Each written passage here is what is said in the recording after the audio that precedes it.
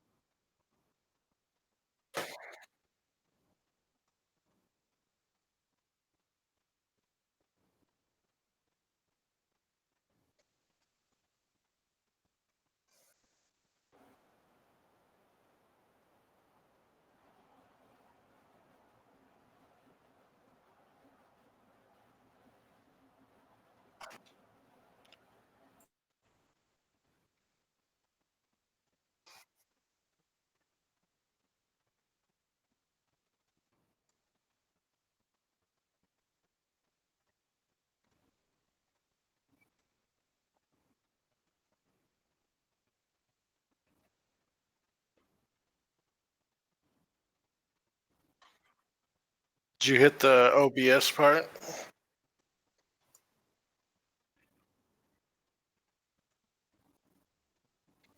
No, it appears there is no sound at all. They can hear us, guys. Oh, Hello, well. Chester. Yeah, Hello. we don't need Chester's. All right, let input me see. then. There we go. You can hear me dead now. air. Oh, Dead air. I'm panicking. I I'm don't freaking think out. it's I'm having a panic attack. no sound at all. I think you should be able to hearing them guys. It sounds fine. Let me come over and check it. Hold on. They can hear us, guys. Oh, goodness. Oh, Hello, well. Chester. Yeah, Hello. we don't. Can only hear Brad. Yeah, okay. Oh, now okay, cool. He's messing with us now. Oh, Brad Brad's should good. be able to hear Oh, just Moose fine is now. good. Yeah, everything's working now. I don't know why I got shut off, but hi guys, once again, welcome to FanSpeak. Let's come over here and say hello to the panel and see how they're doing today. We got a big group. Like I said, we do appreciate and definitely hit that share button, guys. But let's start with the one who just popped in. Hi, Pixel. Hey, how's it going? I'm doing well. On the spot, baby. We've seen him several times this week. It's weird. He's usually this little hermity creature that hides in the shadows. So It's almost like he has a project he's trying to promote. I know. That's because we are in the shadows. Yeah, I'm sneaking around. I'm trying to get a little bit of FaceTime, and I actually was planning on being home for the stream, but I'm actually out right now. But I figured I'd pop in for a little bit and see how things go. Oh, cool. Well, nice to have you, of course. And I don't want to neglect our little oily bird from Kiwi Land. Hello, Booster. Well, for me, I have fried chicken and potatoes and roast potato and gravy. Oh my goodness! You know you can't eat fried chicken anymore. That makes you a racist. I'm okay with that. Yeah, so my. I mean, if the cost of eating fried chicken makes me a racist, I will be mega Hitler as far as I'm concerned to eat fried chicken. Mega Hitler eats fried chicken, huh? I will. Yeah. I never got that, dude. Everyone loves fried chicken, and everyone loves watermelon. I don't get this. It's weird that with these people who complain about things, they think they own stuff. It's like these Black Lives Matter people. You don't own the word black. We can use that word. You know that, right? It's weird. It's very bizarre. I love fried chicken. Fried chicken's awesome. And so is watermelon. Fried chicken is awesome. FanSpeak endorses fried chicken and watermelon. I do, man. Don't you guys love fried chicken and watermelon? Don't you think it's weird that you can't even talk about it without being called a racist? I love those things. Everybody loves that stuff. What are they talking about? Fried chicken and waffles. We don't do fried chicken and waffles in New Zealand, but I'm very interested in trying that. Do you have a maple syrup? It's like a savory and salty thing. It's actually savory sweet. Sorry. Well, it is. Sounds amazing. I want to try that. It actually comes out of the jazz scene. Fried chicken and waffles. So it is actually a black community thing. But I've eaten it a few times. It's all right. It's not the best combination in my opinion, but that is kind of a black community thing, a black culture thing, I'd say. Yeah.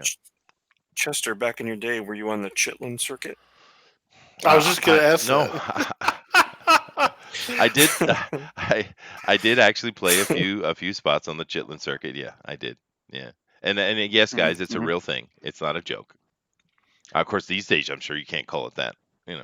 But yeah, no, I did a few because sometimes we get down in Tennessee on the Eastern Circuit, and there would be, because that's kind of like the end of the bottom. It was like the bottom of it. We didn't ever go down in like Florida or Alabama or anything like that.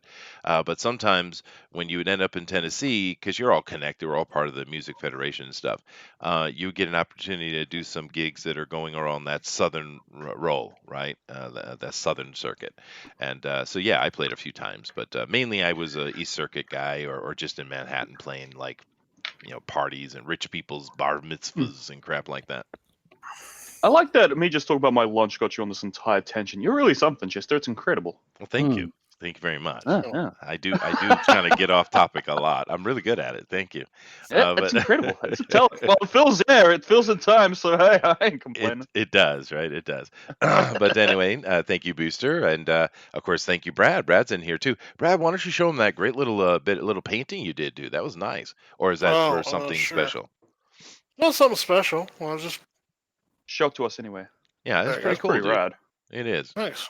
This is a ink wash watercolor paint. No, it's gouache. Gouache. Whatever that means. It's like watercolor. Yeah. Sounds like something Goulash? I wouldn't eat. I like goulash. Almost Goulash like is goulash, good. I yeah. agree. But yeah, that's really cool, dude. You got such a great finished quality to your stuff anyway. I mean, because you and Eric Hawkins is like that a lot. When you're doing the thing, it's like, okay, what is that going to be? Because I don't see it. And then by the time you get all your color and your grayscale and everything in, it's like, boom, there it is, Cool. Yeah, Thanks. Yeah, I would agree. I would agree that with that aspect of Brad, how he works, and then What's this about the end biscuits result and gravy? is really good. Yeah, no, the end result is amazing. Yeah. I feel like Brad. I'm being buttered up for something.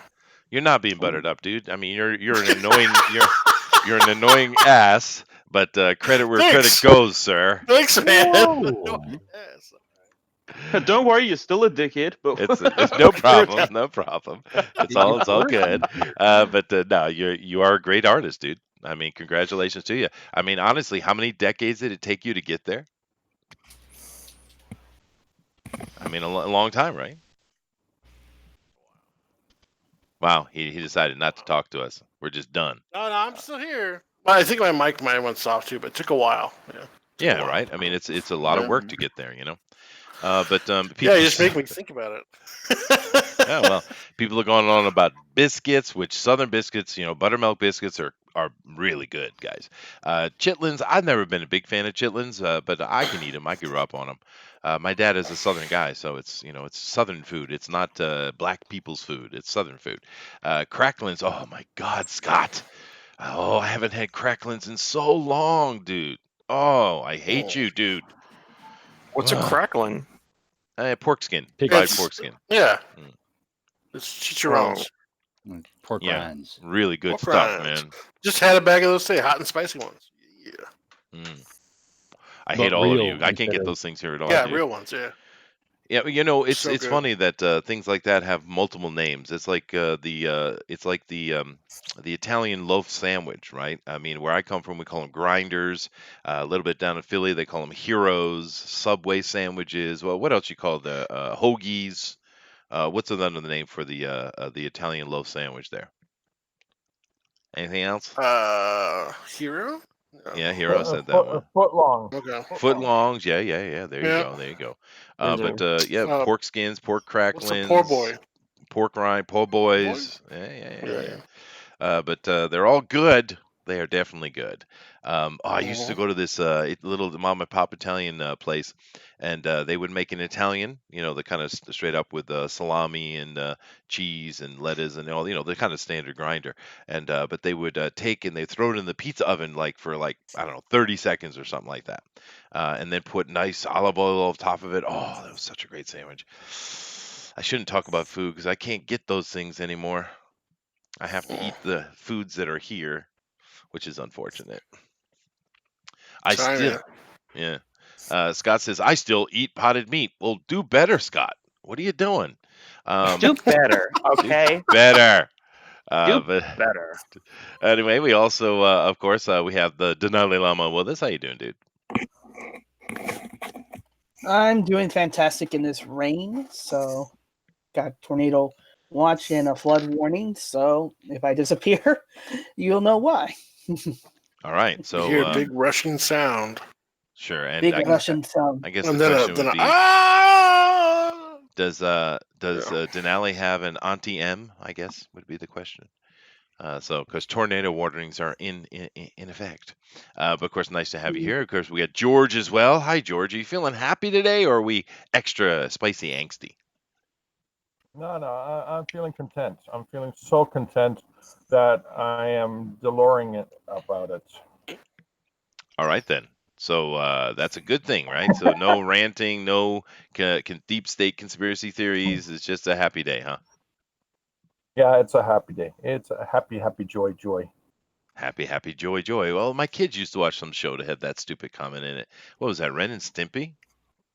That's right. And there it is. Yeah, that was a weird show, man.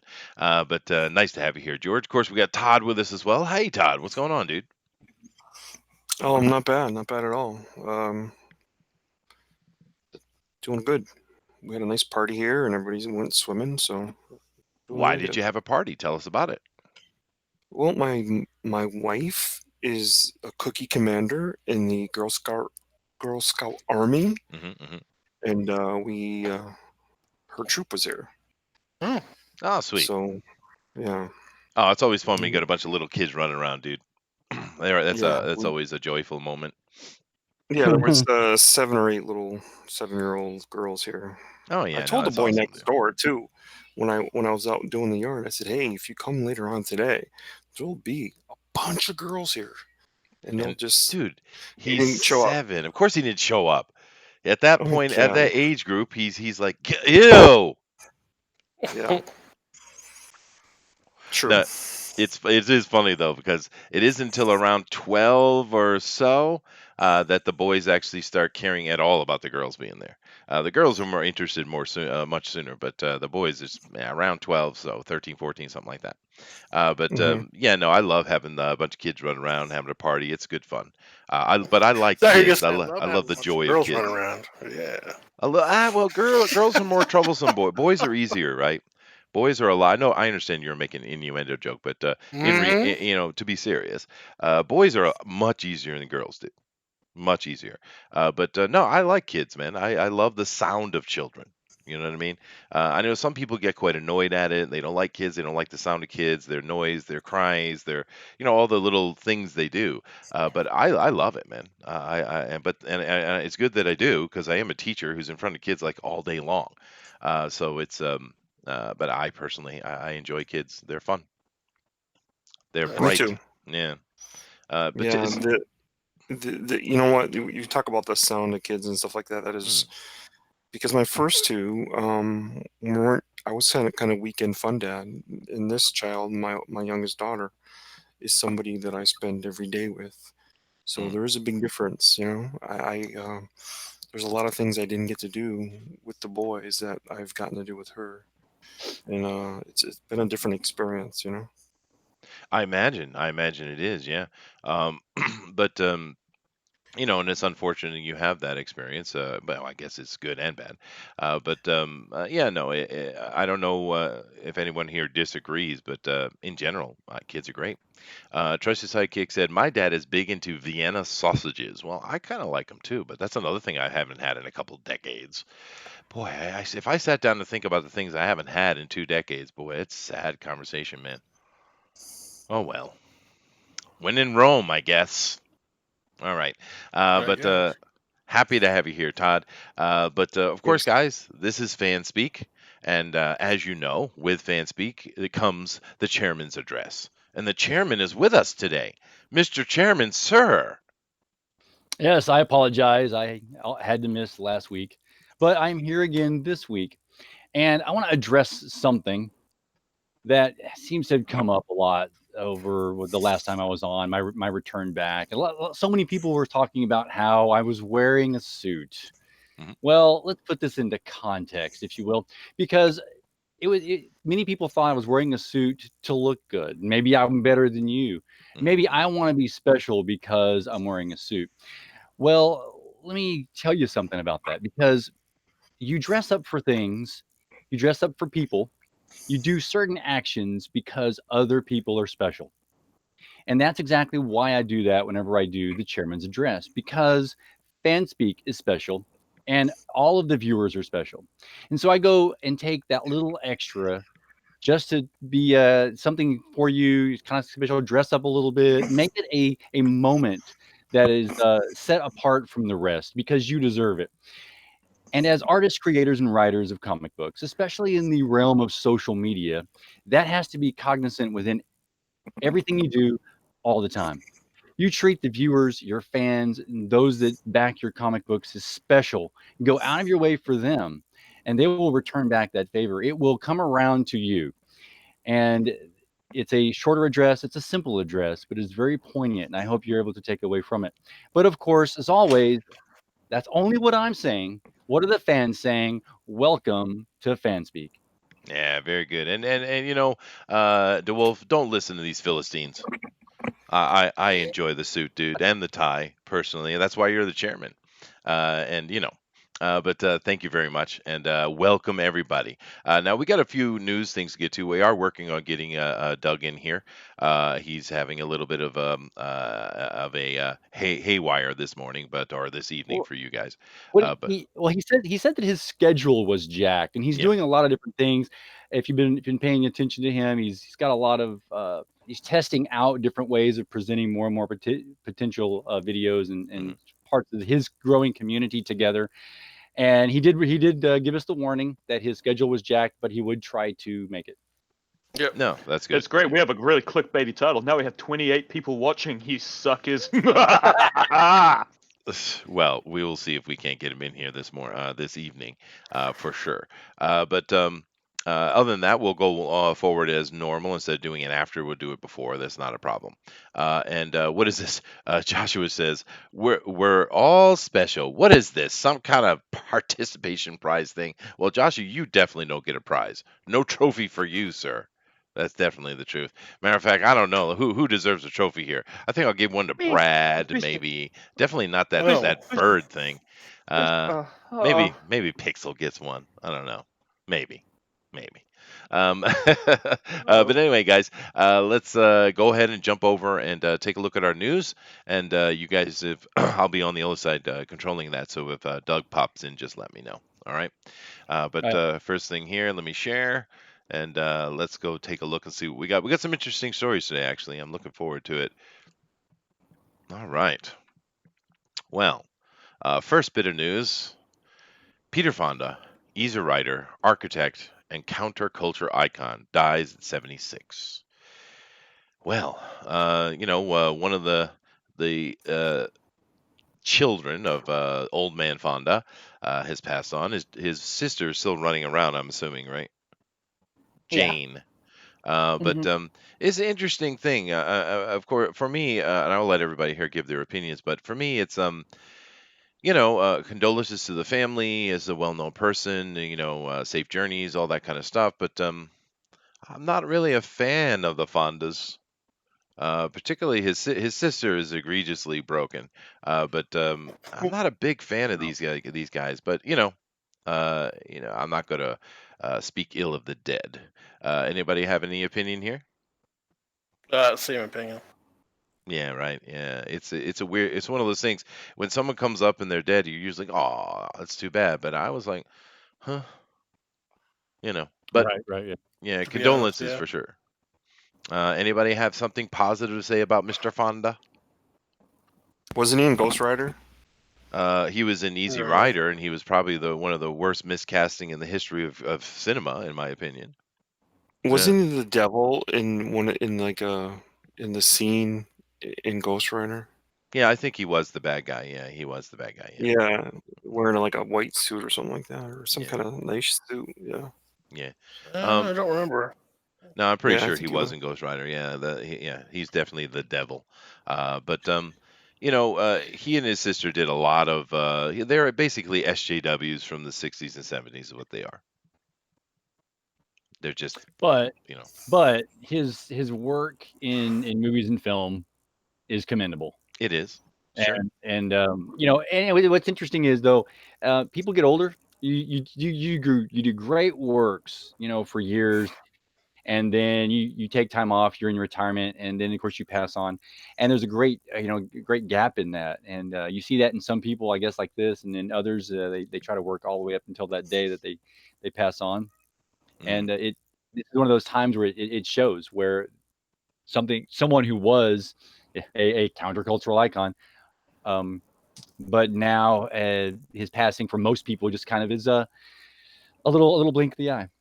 It is, But but definitely condolences to the family, of course, and all his fans and stuff like that. We have Scott here mentioned in Future World. Yes, absolutely. Comic Book Bob saying Bridget was hot. He's kind of like a mediocre wet sandwich, really, in my opinion. But his daughter, not his daughter, his sister, she should have been arrested for treason and tried. I mean, I still don't understand why, but it just goes to show you the elites don't have to face the music like the rest of us, right? Because she should have been in jail. There's no reason that she shouldn't have been. It's straight up treason, straight up easy case. But wow, maybe that's a show in itself for your Sunday show. Conspiracy theory, yeah, maybe. I don't know. Yeah. Celebrities getting away with it, Where are you going after this? Wow. Yeah, we got plenty of those, haven't we? Yeah, we do. Well, certainly. Not all of them, though. Epstein successfully strangled himself with paper sheets. Amazing. Yeah, allegedly. Yeah, but Oh boy. anyway, I don't wanna sit here and just hammer on this. Condolences, safe journey, sir. And I'm sure he has a lot of fans, and I'm sure they're sad today. So condolences to everybody. But let's move on to our first actual story of the day, which is interesting, Dinale. From Bounding into Comic, Krypton is canceled by Sci-Fi after 2 seasons. The spin-off Lobo is currently on hold. Well, I'm kind of curious to get the opinion here because I did watch Krypton, and we were mocking the Lobo guy because the way he looked, and he's kind of teeny. He's too little to play Lobo, but the actor, whoever it is, I don't know who he is, but the actor who played Lobo, he did a pretty good job. Actually, he was Lobo. This show was. I want to see what you guys think about it, but this show was weird for me. It's better than the average CW fare. But it's so full of SJW crap that you just can't stand on it. It is really, I don't know. What do you think, Todd? It's a tricky title because I think you hook people with that title, and then they go there and they go, "Wait, what? What is this?" And so I think it created some confusion with the non-average audience, right? With just the layman who thought, "Oh, this is a Superman show." Well, it was far from a Superman show, obviously, but it wasn't in itself a bad show. No. To give you something in the Superman mythos that you could sort of connect to, but that's the wrong approach because we could, like, people like us could connect to it, but the average TV viewer, they're just not going to connect to this. Like, they don't want to. They want to see they want to see Superman on the screen, and this just wasn't it. This was sort of it's almost like we tricked you. You thought you were getting Superman, but you're not. Yeah, I agree with that. I think the premise was really good, though. It was a great premise. It just didn't pay off, and I think the real reason it didn't pay off because they were too busy worrying about making sure they had one of every color, and that the women got at least equal screen time, even though it had nothing to do with them. And this is the problem they ran into. If they just took that cool premise and ran with it, it would have been fun. And there's no reason you can't have some strong females. They were strong females in there, but they just couldn't. They can't get away because their brain is infected with worms, and they screw things up. Well, I mean, So I'm gonna come out from left field like I've never done that before, and say that this actually reminded me of something. There's several different reasons why a show might get canceled. It's either straight up not popular, or it has a lot of popularity, but it doesn't fit within the genre or have the right messaging that people like. And for some reason, I thought of the return of Roseanne and her show, right? Mm-hmm. Extremely popular, but canceled due to remarks and things and not conforming to the leftist agenda. So if you use that as a way of judging this particular show, I think what we'll say is probably this show was not popular on in that particular realm. No, it wasn't. Oh no, it was pretty popular, but Was it? Yeah, the CW though does cancel things that are semi-popular before they get going. This Sci-fi. This is sci-fi, yeah. Sci-fi. So, I mean, sorry, yeah. I found a really interesting site, you guys. Because they did that with Expanse. Yeah, go ahead, Booster. So I found a website that was created by a lot of the critics of Rotten Tomatoes. They all got together to grade movies and television shows on their wokeness level. Oh, nice. From And, A+ to F-. And how did Krypton rate by them? I'm afraid I didn't find that one. That's not on there.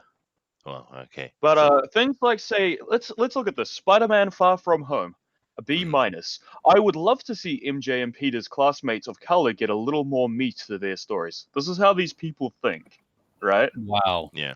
Because even though the movie is called Spider-Man, they want to see the side characters get more time just because they're classmates of color.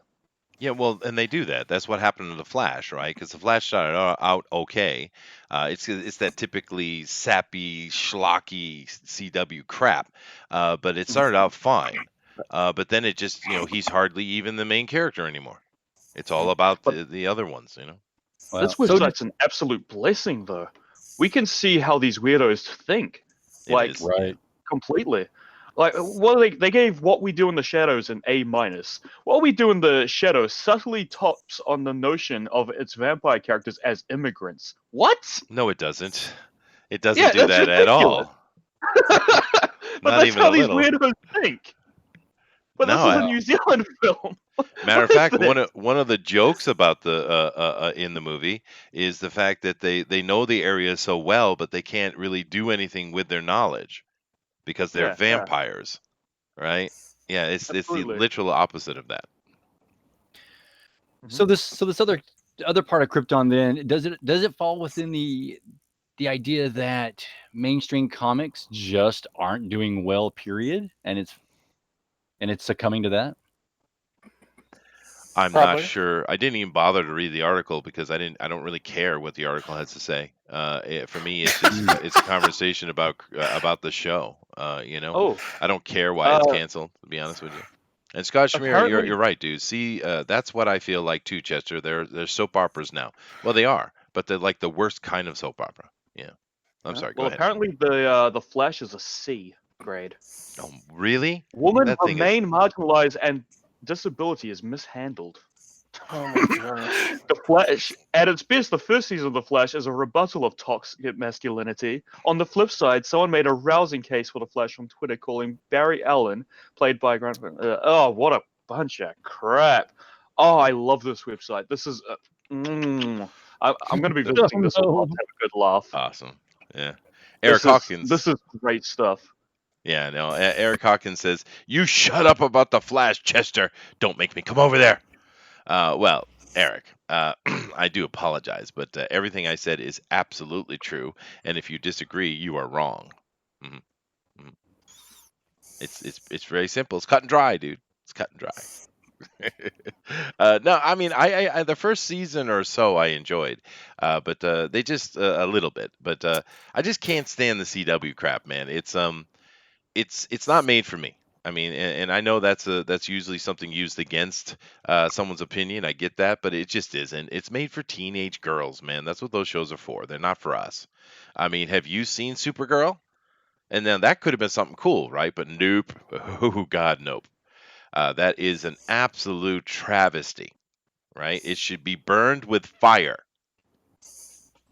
Anyway, that's just my opinion. Captain Marvel really feel, just so you know. What do you say? What? Captain Marvel got an A on the exclusivity list. Of course it did. Oh, well, Wonder Woman got a B. Yeah, well, she's got more than B's. This is true, DeWolf. My man. But maybe we can use that site to the things that get a lower score means they're probably better movies. Yeah, absolutely. Yeah. Justice League got a D, and it says, "I can't believe that a generation of young men are watching and internalizing this display of toxic masculinity." Wow. Wow. I love this website. This This is is gold. incredible. Thank you, Booster. Thank you. That is good, dude. Wow. But of course, Justice League was a really crap movie unto itself, for other reasons, writing being one. But I don't want to get into a long conversation about Wonder Woman again, but yeah, whatever. Anybody else have anything to say about Krypton being canceled and no Lobo, or at least on hold? Could it be just, No. I never watched it. could it be just a simple fact that there's no Superman to be had anywhere? I mean, that's the brand. Maybe. Now, sci-fi does cancel things when they're popular. It's like Yeah, the you mentioned The problem with Expanse. Gotham. Yeah, you're right. Yeah, The Expanse is awesome, man. They just straight up canceled it. But it's on apparently Amazon Prime right now. So the new season. Yeah, no, they picked I it mean- up and it's doing well. It actually got a 4th season and a 5th season has been confirmed. Really? Yeah. Oh, you gotta make sure I watch that tonight. Yeah, it is a It's fun staying show. away because I want to get work done. But It's got some silly crap in it, but overall it's well done. I like The it's Expanse. really good. Yeah. Yeah. I love the Mormons in space because I'm Mormon. So Oh, there you go. yeah, Yeah. dude. Yeah. Pretty funny.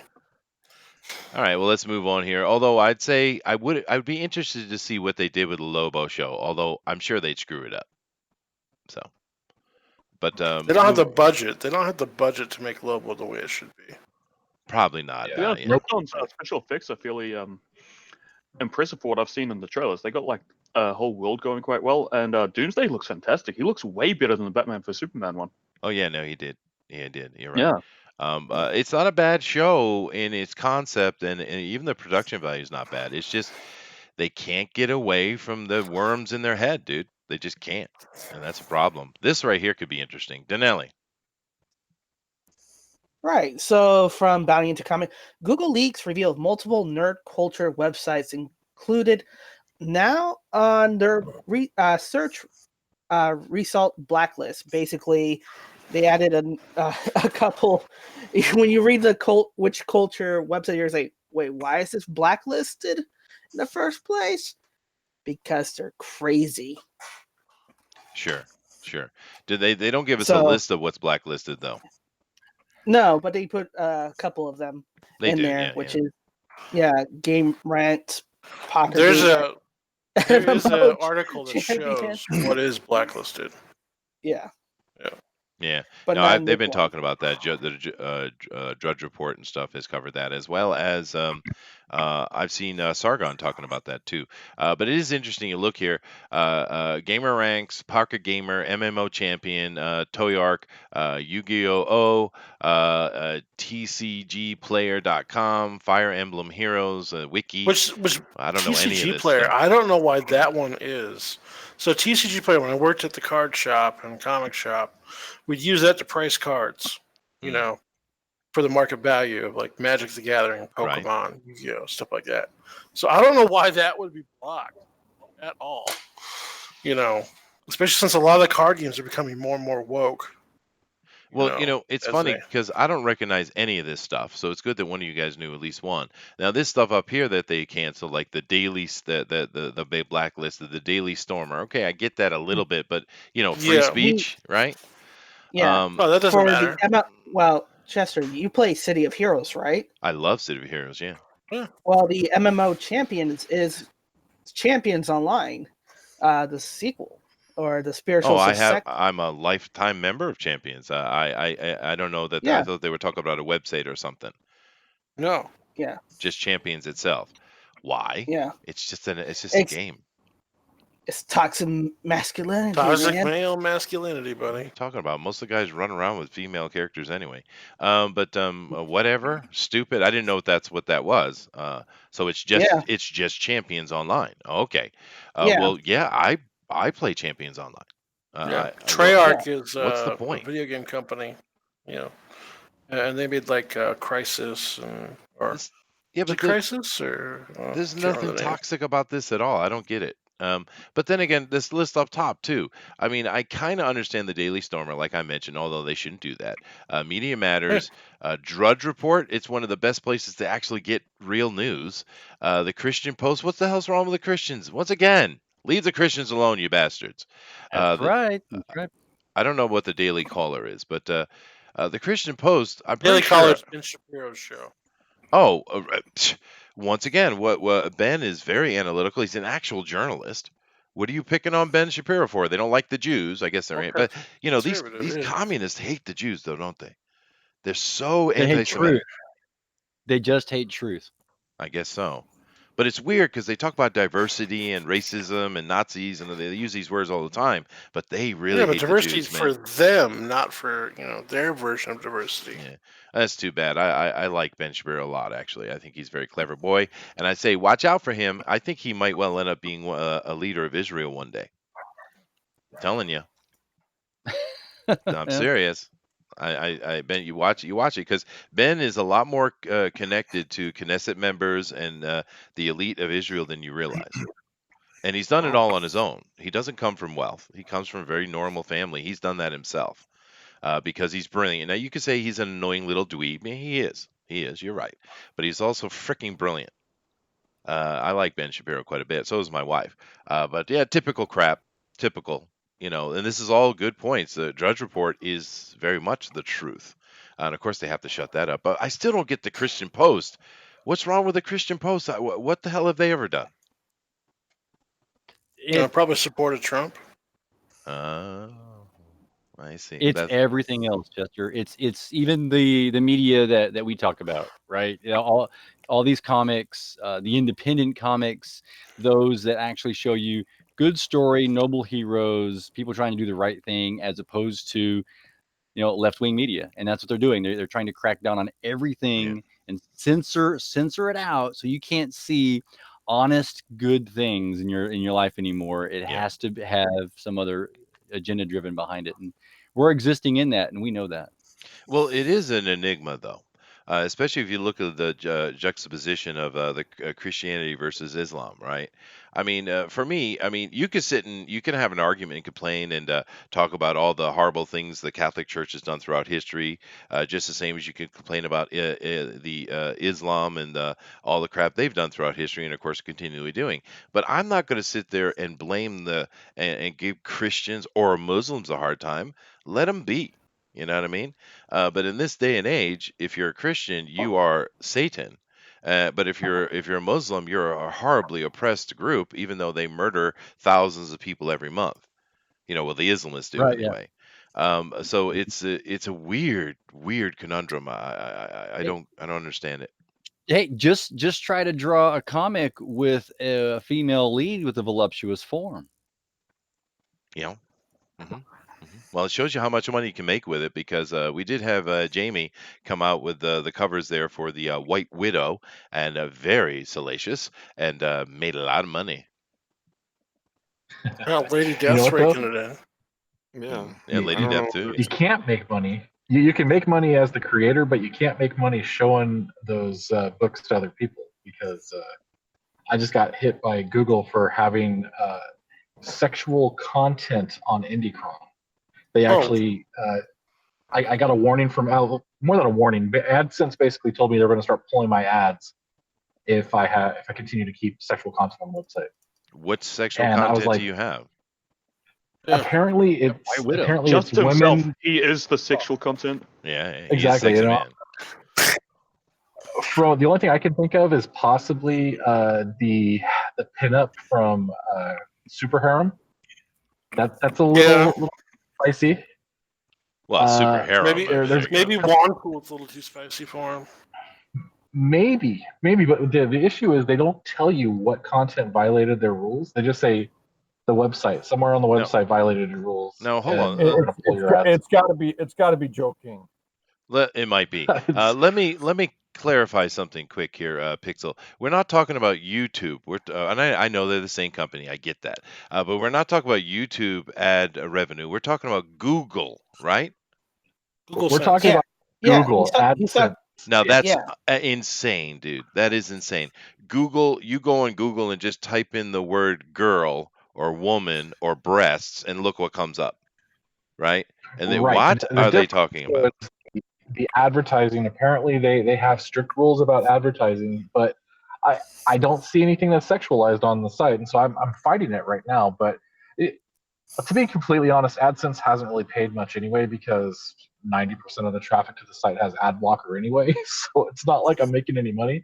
But Sorry about that. it's all good. It's, Is but there Dude, anything, so many is there any ads. furry on the site? Because if you got something furry on the site, then people could mistake that for being sexual content. Yeah, well, he's No. got a hamster and a snail. Oh, watch Yeah. out. Oh yeah. Well, those Oh, aren't yeah. even on the site yet, though. But Oh, there you go. That's true. I, That's true. Yeah. Well, maybe Ravage killed all men. Who knows? Well, Maybe it was. I googled woman and breasts like you asked, Chester, and Yes. I'm getting huge titted amateurs.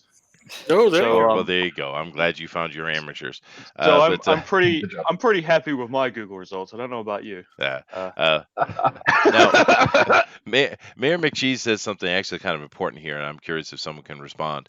Have we heard from Keith Sharp since the auction last night? This is Mike Kevin, Miller's. yeah, I did talk to Kevin. Okay. His wife actually got a hold of me because I know Mike, and he's fine. He just had a fever, a rapid onset of his fever yesterday, and but he is okay. He's resting, so don't worry. He is okay. Thank you. Thank you. Yep. Yeah. All right. Good to hear. All right. Well, Oh, unless buddy joined us. Buddy, Oh, we have there you go. a buddy. Oh, I'm sorry. I gave away his first Hmm. name. I don't see a buddy in here. Yeah, He his was buddy. here for a second. Okay. Well, anyway, I'm assuming you're talking about Dr. Wright. But Yeah. now let's see here. Google, yeah, doxing away. Hey. Yeah, his first name's Sorry. Buddy. All right, cool. Sorry. It's a habit. I learned someone's first name and then I start to call him that. It's just one of those things. Tracy's sidekick says Kevin Sharp and his wife are good people. Oh, awesome, dude. We got a lot of great people in Yeah, this they are community, good dude. people. It was fun to interview Kevin. He's a great guy. Sweet. All Yeah. right. And all right, so I'm going to move on from this Google thing. I mean, obviously, we could spend days talking about Google and the absolute nonsense that's going on. Sorry to hear that's happening to you, Pixel, but it's outrageous, right? Google is saying that you can't advertise something. Now, where are you getting this advertisement from? This is just your own advertisement, or is it some specific Google directed advertisement? This is Google's AdSense program where they place ads on your website. So they're telling me that my website violates their terms for being able to be advertised on, basically. And so even though it's been up like 3 months without an issue, suddenly there's an issue with it. I don't know. Pixel, I use AdSense too, and AdSense actually conforms to the website. So if there is porn, so to speak, on the website, AdSense shows porn. If there's Disney stuff on the website, they show kid stuff. So AdSense is AdSense. They don't change. AdSense changes to the content of the website. And what it sounds like is somebody did a manual complaint on your site. Yeah, we'll see what happens. I've already requested that it be reviewed. I'm just kind of curious what could have caused it. But at this point, they have strict rules against adult content, though. So, well, I'm curious to see what happens. I know exactly what happened. I know exactly what happened. Ethan Van Sciver is attached. That's what happened. Possibly. Yeah. Oh, dude, because he's on the site. I don't know. We'll see what happens. I mean, again, I'm not too worried about it. I've run the site for a year without making a dime. Are you saying this could be an op? Oh, no. Oh, no. Hey, what you doing, Dr. White? Dr. Wright. Right, sorry. It's okay. We're just going to misname him. I'm trying not to say his real name. I'm going to just misname. I'm going to call him. From now on, you are Nathaniel. Okay. Nathaniel. Yeah, there you go. Moving on. Next. God, Google. Now this could be an interesting conversation. I actually looked at this article. Right. It's not too particularly long, as I'm showing you guys here. You can go give it a read. I don't think it's particularly well written, but what is? Anyway, go ahead, Dinale.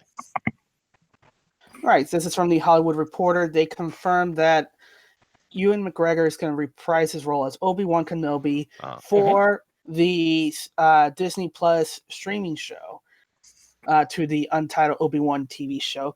Basically, they're thinking between the time after Solo and before Rebels, if they want to stay with their own canon, which, we don't know what they're going to do. And Eric, he says he doesn't think Google actually even cares about Ethan. Yeah, no. I'll talk about the manual claim. Yeah. Star Wars, Obi-Wan Kenobi. I don't know. What did you guys think of Ewan McGregor in the prequels? I loved it. Yeah. I think he's about to become as old as Alec Guinness, Yeah, I Yes. guess. Yeah. He was on what was it?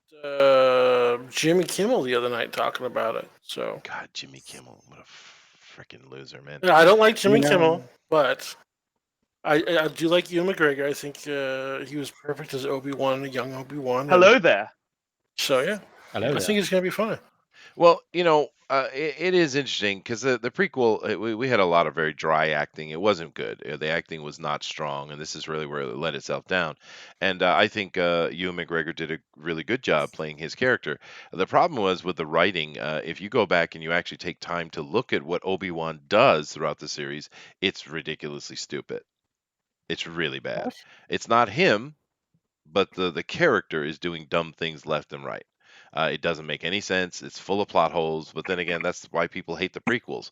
But I agree. I think Ewan did a good job with what he had anyway. Another happy landing. Okay. I just heard from Doug. He totally forgot. He apologizes. I'm gonna send him the link real quick. Okay. Do we have enough space? I No, will need pop to that. chat. We have 9 people. We have space for one more. Yeah, we do have space. Oh, there he is. Oh. He's trying. He's trying to get in here. All right, good. But anyway, let's go ahead and finish this after we're done. So come and talk to Doug. Okay.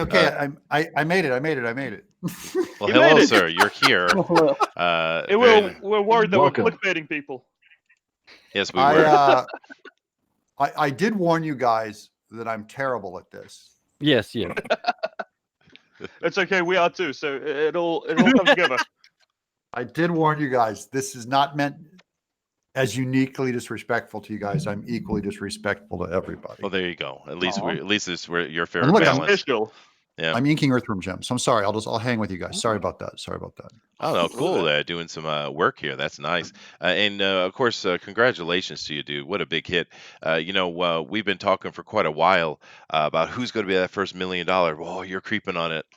You're creeping on it. I got close. I don't think we're going to do it this time, but it very well could have had I. It comes down to social media. It's not. Yeah. Hey, you made $1 million New Zealand dollars. If that makes you feel better. Oh yeah. Yeah, I mean, I'm just saying. I'm in it for the book blew me away with how successful it is, and to me, that is just to pull off what we did with so little social media is insane.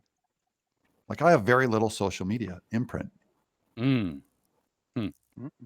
I'm just saying, I can't believe it, right? Well, I mean, Earthworm Jim is well-known video game. It's very popular, so you got a built-in crowd there, and that's cool, dude. It's really nice to see a big hit like that, and hopefully in the future we'll see more and more big hits. Actually, that's what. Yeah, we it want. was pretty easy. What do you think about the Pixel Trader? Might have a bigger say in this, but what do you think of the crowdfunding market? I still wonder. I mean, I think it's good. I think it's solid. But you can't have an industry rooted in 10,000 backers. No, I mean, don't think it's going to be lasting forever. This should have been a temporary thing, really. well, and that was the intention, wasn't it? I mean, the idea CNN was. is doing it. Jeez. But that was the intention, right? The intention was come up and get some interest, raise some monies, and create comic book publishing companies. And we're seeing several people do that. Of course, Ben Henderson's doing that with Cautionary Comics. We see several other people talking about it. I know Yeah. Pixel is doing a lot of stuff trying to move in that direction. So that was the intention, as far as I knew. I think Henderson just folded though, didn't he? I mean, Underworld, what's it called? I just got a refund for that one. Did you? Yeah. Oh, we haven't talked to Ben in about a month, I guess. But yeah, I think I think I don't know if they shut it down or if it didn't meet its raise or what. And I just went, and it is a good looking comic. Yeah, it is. It's that's a comic coming out of Mike Barron. Yeah, but his ask was so high though. I don't think $30,000. Yeah. Yeah, I think probably. the 30,000 was because he was behind on a lot of other things, though. If you kind of look at some of what was going on there, I mean, he had a lot of irons, going at the same time or juggling a lot of things at the same time. Yeah, he was building a studio too big, right, Dr. Wright? Like he bit off more than he could chew. Yeah, I mean, I don't want to give away too much. We were going to talk about it on Insider, but I did talk to Mike Barron today, and he basically was pretty blunt about it, as much as Barron gets, because he's pretty poetic about everything. Yeah. But he said that, they pitched up their tents and rode into the sunset, is what he told me today. Wow. So they're That's done. too bad. That's too bad. That's them. But yeah, I don't know what the future is, though, Doug. I'm not sure. Go ahead, Dibble. Well, I just want to point out something here as we continue this train of thought, because we were, we have a normal format to the show, and when Doug arrived, it's the absolute personification of no introduction needed. True. And good. Right? I mean, normally we have. Can we try anyway? Can we try? Well, maybe we could, because normally we have a show. We bring on somebody that's an artist. We really have to talk about them, and we like to dig into their psyches during our interviews and stuff. And Doug absolutely just took the show in the fast forward, and we appreciate it. Oh, absolutely. When I think Doug TenNaple, I think Yellow Sonya. The first thing comes to my mind. Yeah, absolutely. You don't want, that's right, Yellow Sonya. You don't want Miss Psyche, baby. It's dark in here. Yellow Psyche. That's I don't want that at all. That was the G-rated. I think of Attack of Killer Tomatoes. There you go. There you go. All right. Let's take a look and see if there's any story we want to catch up on. Otherwise, we'll just jump over and talk about Earthworm Jim a little bit. But just real quick to finish up the Obi-Wan thing, though. And maybe Doug has an opinion on this as well. What do you think they'll use to inspire the Obi-Wan movie the series that's coming up?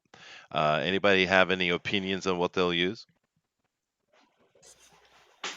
Well, I think they're thinking of Tombstone, Unforgiven for that, but you have to think about it. Anything that they do in that time period, it's going to mess the canon of Star Wars regardless. That's right. Because then it's going to retroactively change the performance of Alice Guinness as Obi-Wan in The New Hope, and then you're going to have to think about, if he could do all these amazing stuff in this TV show, why couldn't he do this in the Death Star? Because he was old and broken. They couldn't do the effects back then. I mean, sure, that's true. That's really why. That's really why. Yeah. That's the real reason. Yeah. Look, it's Disney Star Wars. Wars. That's why Darth Vader was stiff as hell. But hold on, guys. This is apples to oranges. What you just said is a technical issue regarding production.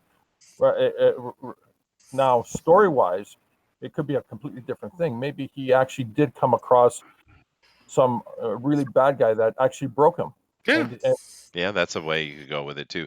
But also keep in mind the New Hope actually dealt with the situation quite brilliantly. They dealt with their inadequacies quite well, I think, because as you saw his fight with Darth Vader, he wasn't losing the fight. He sacrificed himself in order for the future, which was Luke, and that was a very brilliant way to deal with it, I think. So I mean, they set that up in the prequels, even like where he saw the same thing that was the same thing done with his master, with Qui-Gon. Mm. You know, it was that whole moment, and he's like, oh, that happened to me, that'll happen to Luke if I go through with this. That's right. But also, like, his story's already been told.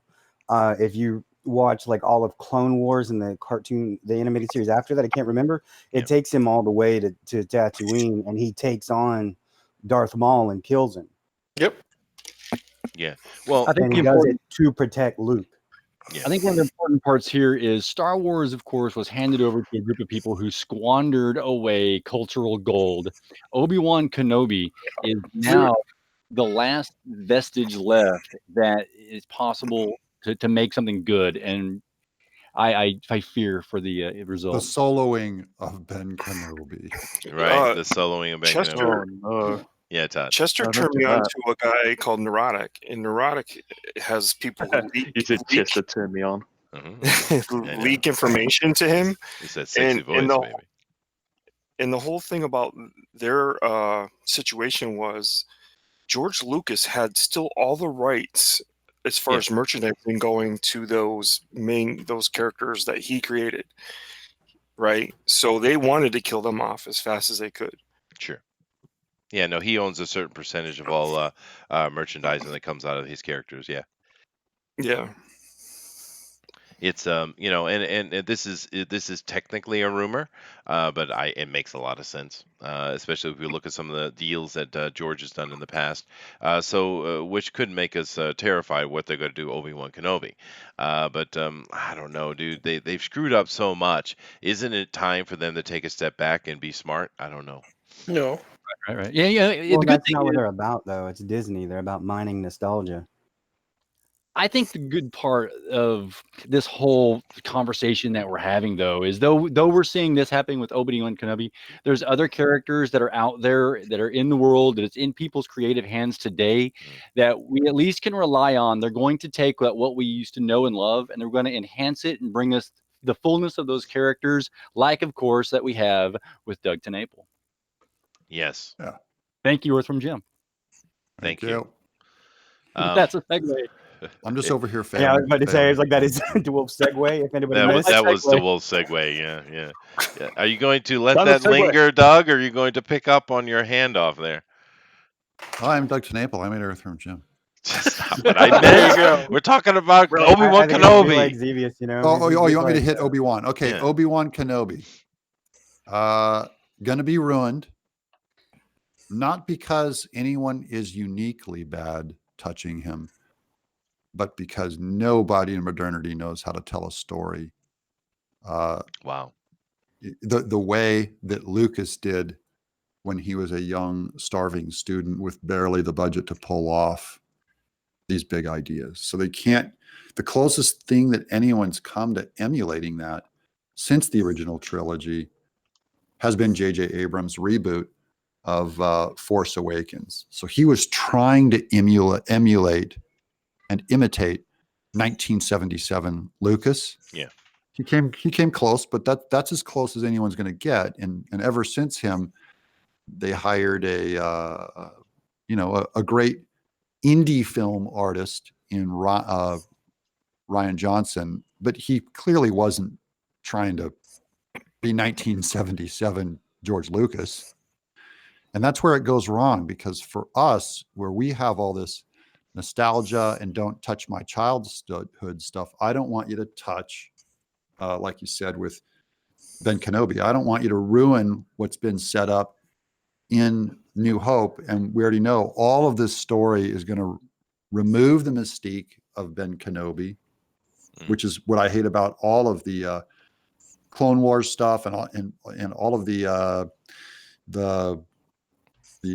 opening trilogy, Phantom Menace and all that, is everything they told us about those characters made them worse. Even R2-D2, like squirting oil and flying and stuff. It's like everything they told us about stuff that we found kind of clunky and sacred is gone. And the new generation does not care about the old sacred memories of old people that don't have as much expendable income. Kill it if you have to.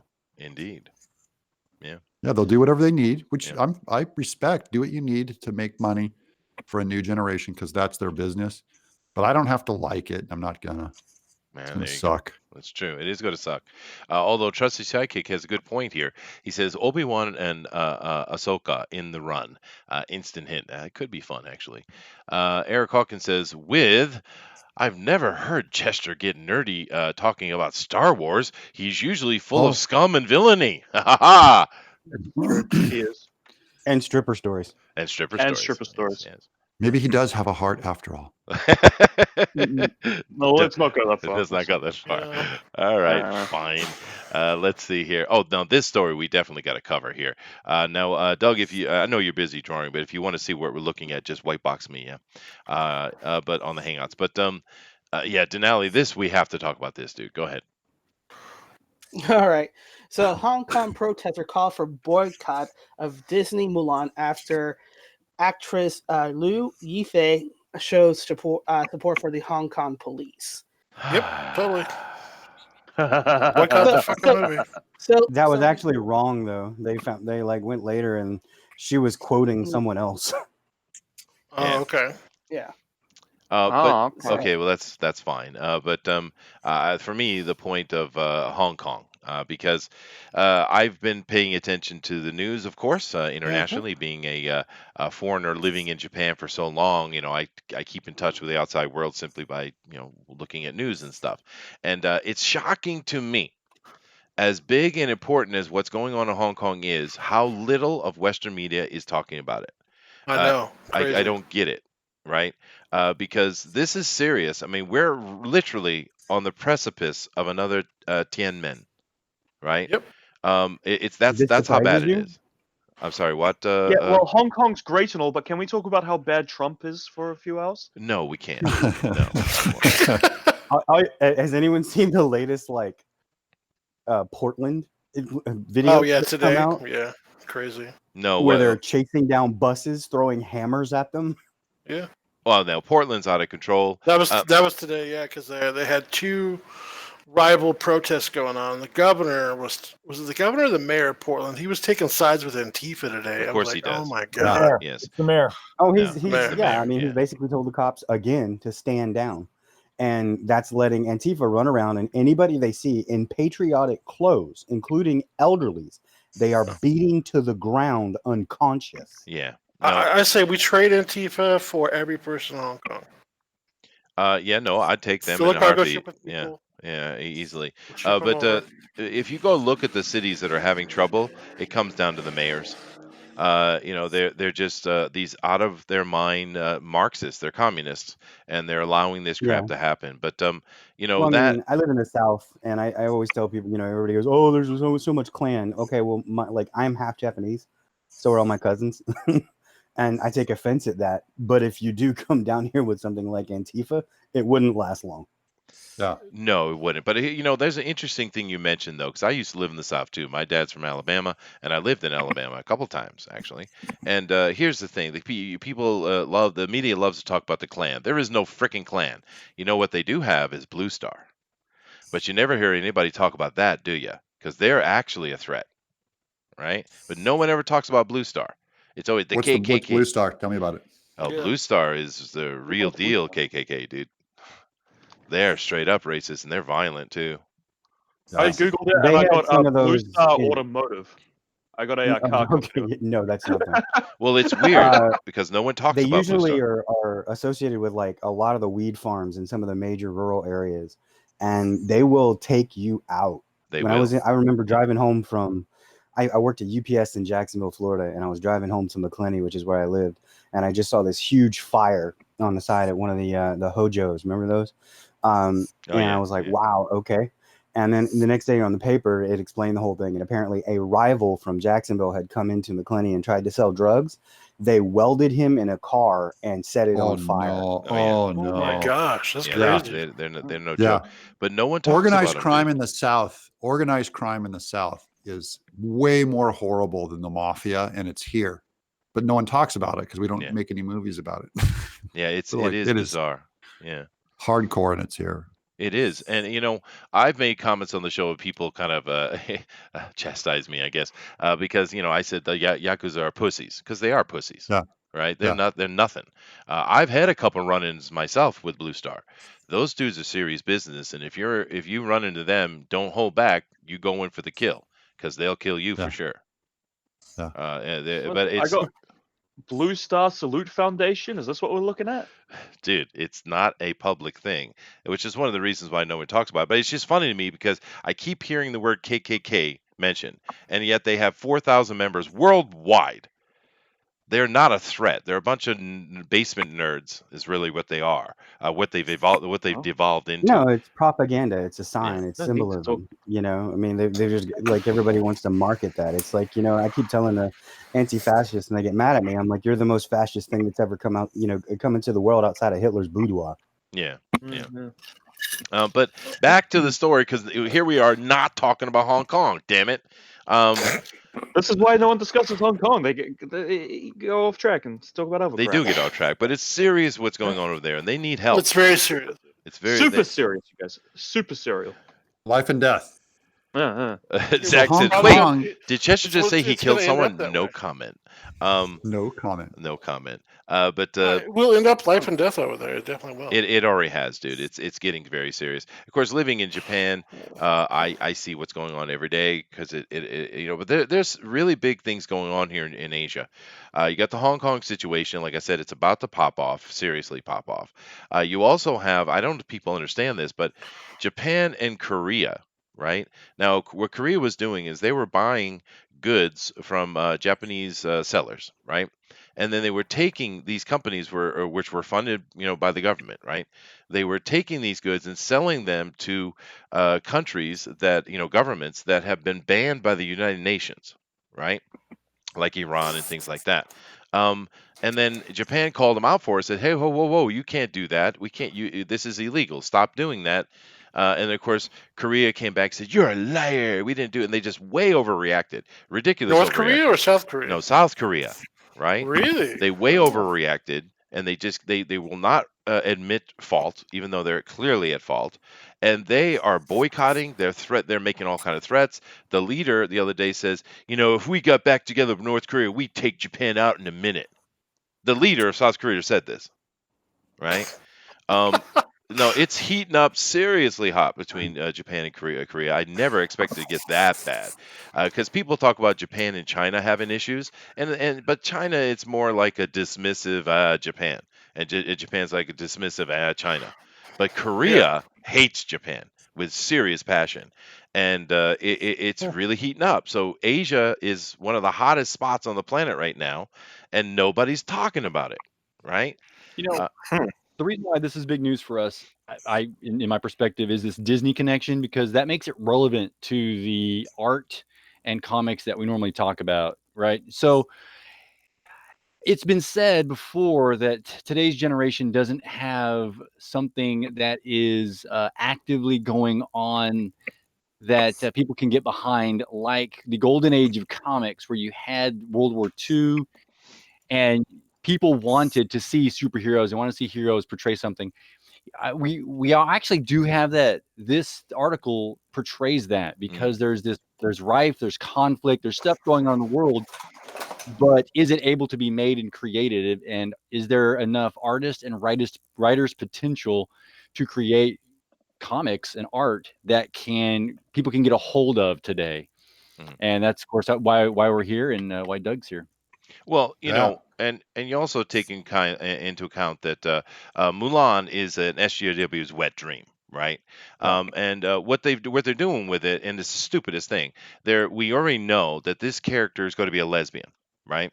And that, well, no, we know this, and it shows us very clearly that they don't know the story of Mulan. They don't understand it at all, because yes, she does go in disguise to protect her father, so he doesn't have to go to war. That's the whole thing that came out. But the whole story is about the love story between her and the general, right? That's what the whole Mulan is about. But yet they're going to make her a lesbian. You morons. We'll see if she's a lesbian when that comes Oh, out. dude, we know she is. They've already announced it. You know what? Have they actually really announced it? Yes, they have, I'm Googling dude. it. You go right ahead. I'm Googling it. We Chester. covered it. No. Apparently, she's bisexual. That's Oh, different. okay. Nuances. Thank you very much. Gracious. Chronos Chiron says, like I said, Hong Kong CIA shields hate reasons they are the reason that they are protesting. A law was removed, and even people there are saying it's not regular people. So it's all the CIA's fault. Well, you know what? And George Soros is paying for all these Mexicans, well, not Mexicans, South Americans to come up on their caravans too. So point fingers, go right ahead, right? Master's on tonight. Whew. Well, I mean, come on. We set him off. Yeah.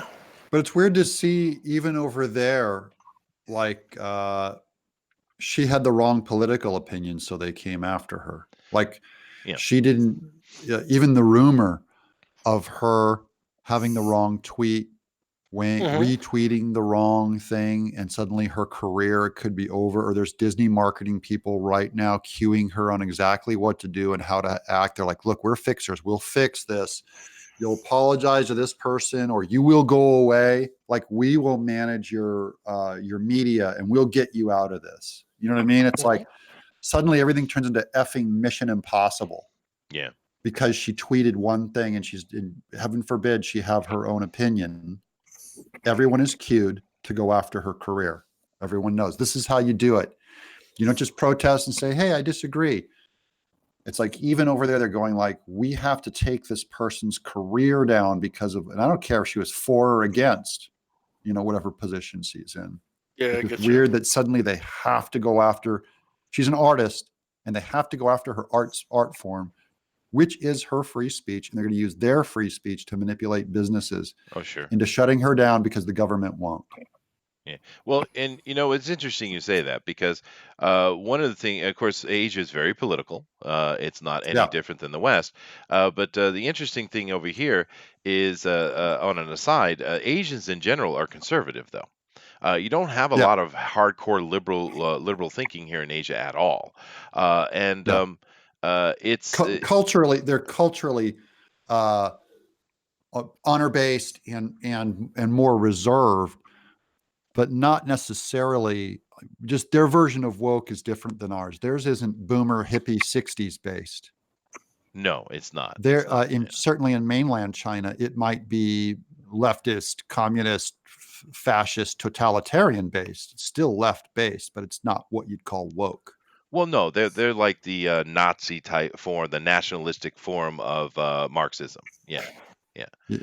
And they would look like conservatives only because like their divorce rate is so low and they don't abandon their families, but really their politics are straight out of Marx. Yes, they are. And that's mainland China. And then Hong Kong, because Europe freed them by basically stealing their country. They were freed, and they were given the free market and protected to some degree. And China was always in the long game to get Hong Kong back, but the people have tasted freedom. They're not going to take this from China. And I don't think China is going to send their tanks in to do another Tiananmen Square. Or they'd be nuts. They're going to have an absolute revolution on their hands. You cannot mess There with is Hong photos of Shenzhen Stadium, which is just the next city across the border, full of military vehicles and police training. Yeah, they're doing that with their state media, but I don't believe they would ever use them. Ever. I think they would. Push comes to shove. You think they would? Yeah. Okay, we'll see. We'll see. Yeah. Let me my try prediction. to. My prediction is no. I hope no. I have a counter to that, and I'll tell you why. The government of China, if they acquiesce to Hong Kong right now, they have 2 billion people who will start to question and wonder why Hong Kong can do it and they can't. The government has no choice but to quash Hong Kong, or else it's going to spread throughout the entire country. But mainland China already sees Hong Kong as a bunch of rich capitalist snobs. They do. Like over there, they don't champion rich capitalists like, ooh, that can be me in my system. If you're in China and you see someone from Hong Kong, you're like, look at those Cantonese millionaire sellouts, those guys. They don't, I don't Mhm. see, and the state controls all the media in China. You just don't have kind of the open-minded, free inquiry, free thinking out of China, like you see. We have a bit of a chatter from the chat Yeah, here. I no, don't think I Kronos Chiron is very happy with our take on this. well, I'm going to address this right off. Kronos, what you're seeing, what the points you're making are fine, and they're not wrong. But what you're missing is the overall dynamic that's been going on here in Asia for decades, dude. And I don't think most of the world knows it because unless you live here, nobody talks about it. Because people Yeah. talk about no one talks about Africa because no one cares about the Africans, which is true. But no one cares about the Asians either, dude. Right? True. And here's the deal.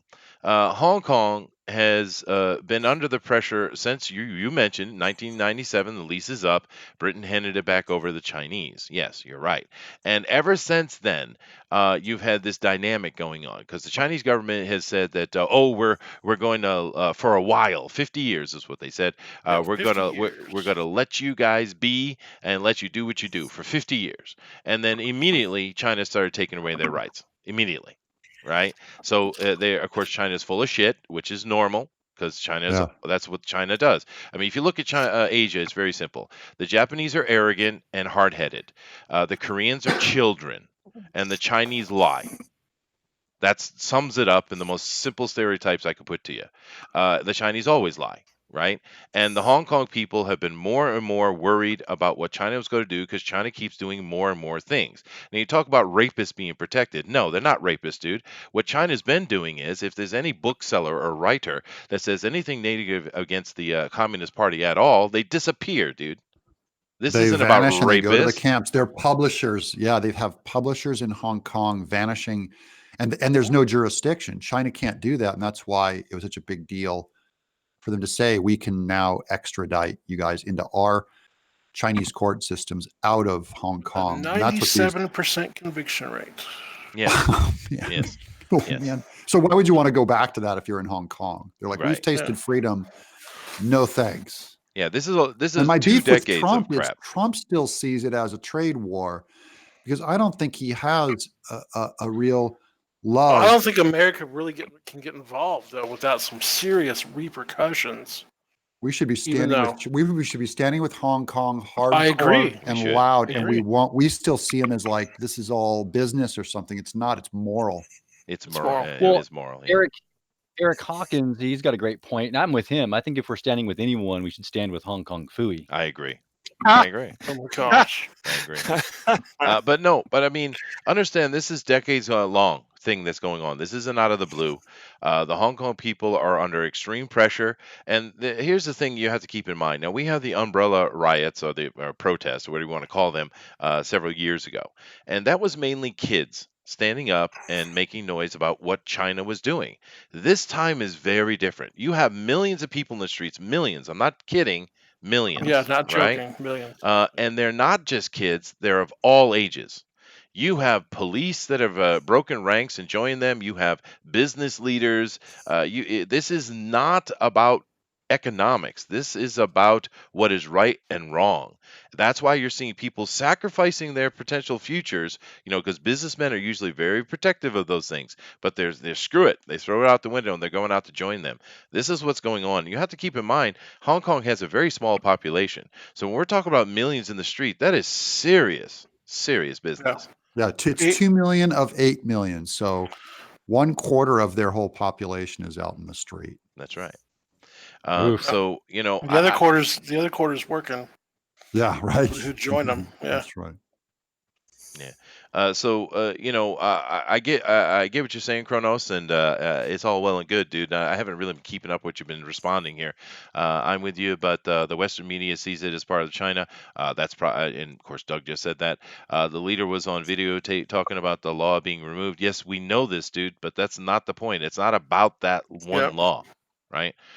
It was a week ago. It was changing when I was living over there for a while. Sure, dude. So even when back it in got 2004, close. 2005. Yeah. Yeah, no, even when it was getting close, because I was in Hong Kong just before the switchover. People are already worried, dude.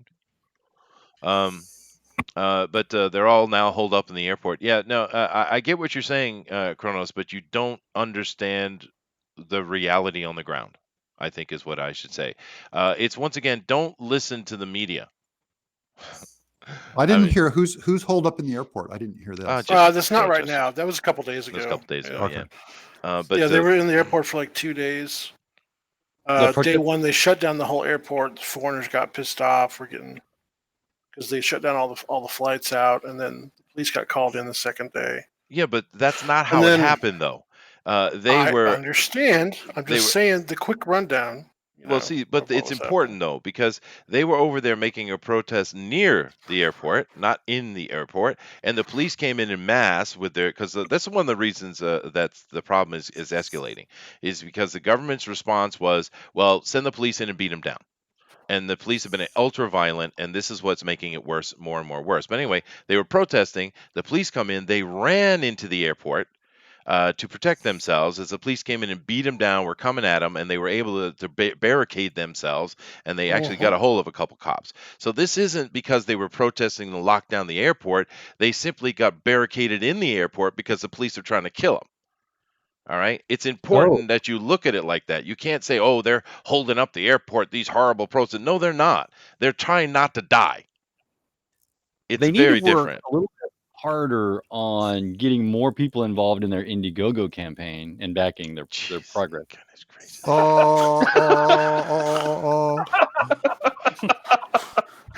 Well, are they on Kickstarter? And is that the You, problem? you may be the worst segue artist ever. That is the know. greatest segue I ever I heard. think it's incredible. That was the smoothest thing I ever heard. It's like I Uh-huh. almost got whiplash. Like high grit sandpaper. That was smooth. Yeah. You know how long we've been on this? Wow, we're a comic show. I'm just. Well, I'm sorry. No, this is the best education someone's gotten on the Chinese situation on all of the internet. Yeah, I mean, it's ridiculous. It's over now. A fuzzy creature says, all this comes down to, does China think they can get away with it? They would have rolled in already. Yes. My guess is that all the people, That's right. it's Europeans that are looking at because they know the U.S. position. Yeah, that's a good point.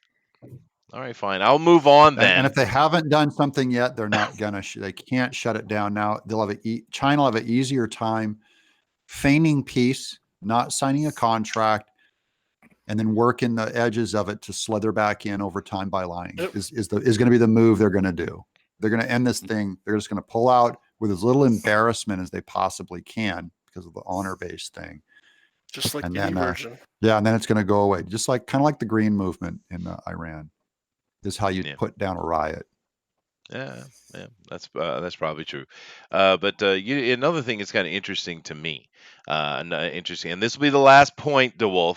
All right, so keep your panties on. Come on, when do I take? Is this civics now? What is it? This entire conversation is maximum suckage. Thank you very much, Thundero. But I would make another simple point before I move on to the next thing. There are people in Hong Kong that are waving the American flag, Old Glory, and the Union Jack every day, right? Every day.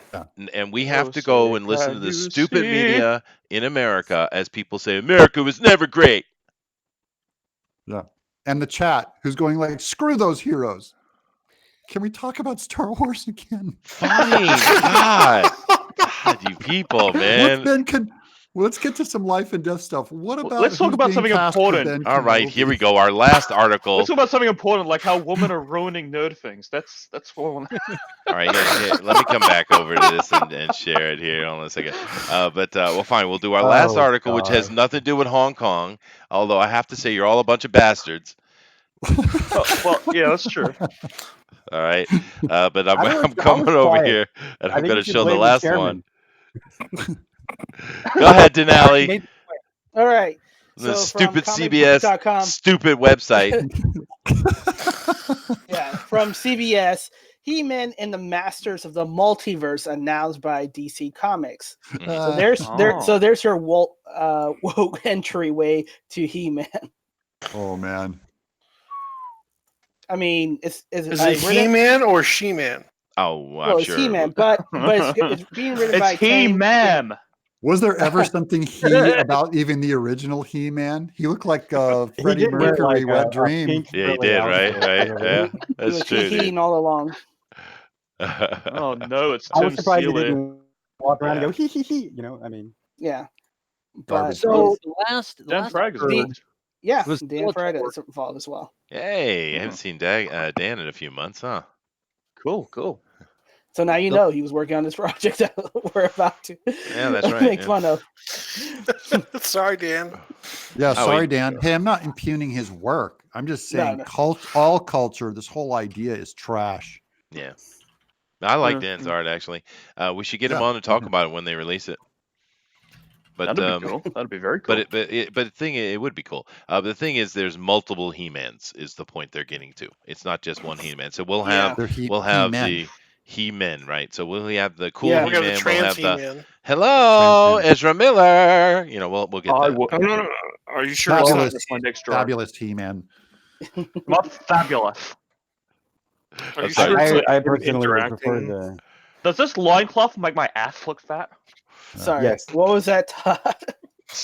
Are you sure it's not He-Man interacting with DC characters? Yeah, that's No, what it seems like. no, Yeah. No, it's the a multiverse. it's a Yeah. multiverse of He-Men. There's many He-Men, different Alright. types. Which With multiple He-Men working together Yeah, from different dimensions to save the Oh multiverse. boy. yeah, I didn't see anything So- here about the other characters, Todd. No. I think the multiverse connection of this is that Skeletor actually came to our Earth. He got into DC Comics, and he's doing this to destroy He-Man.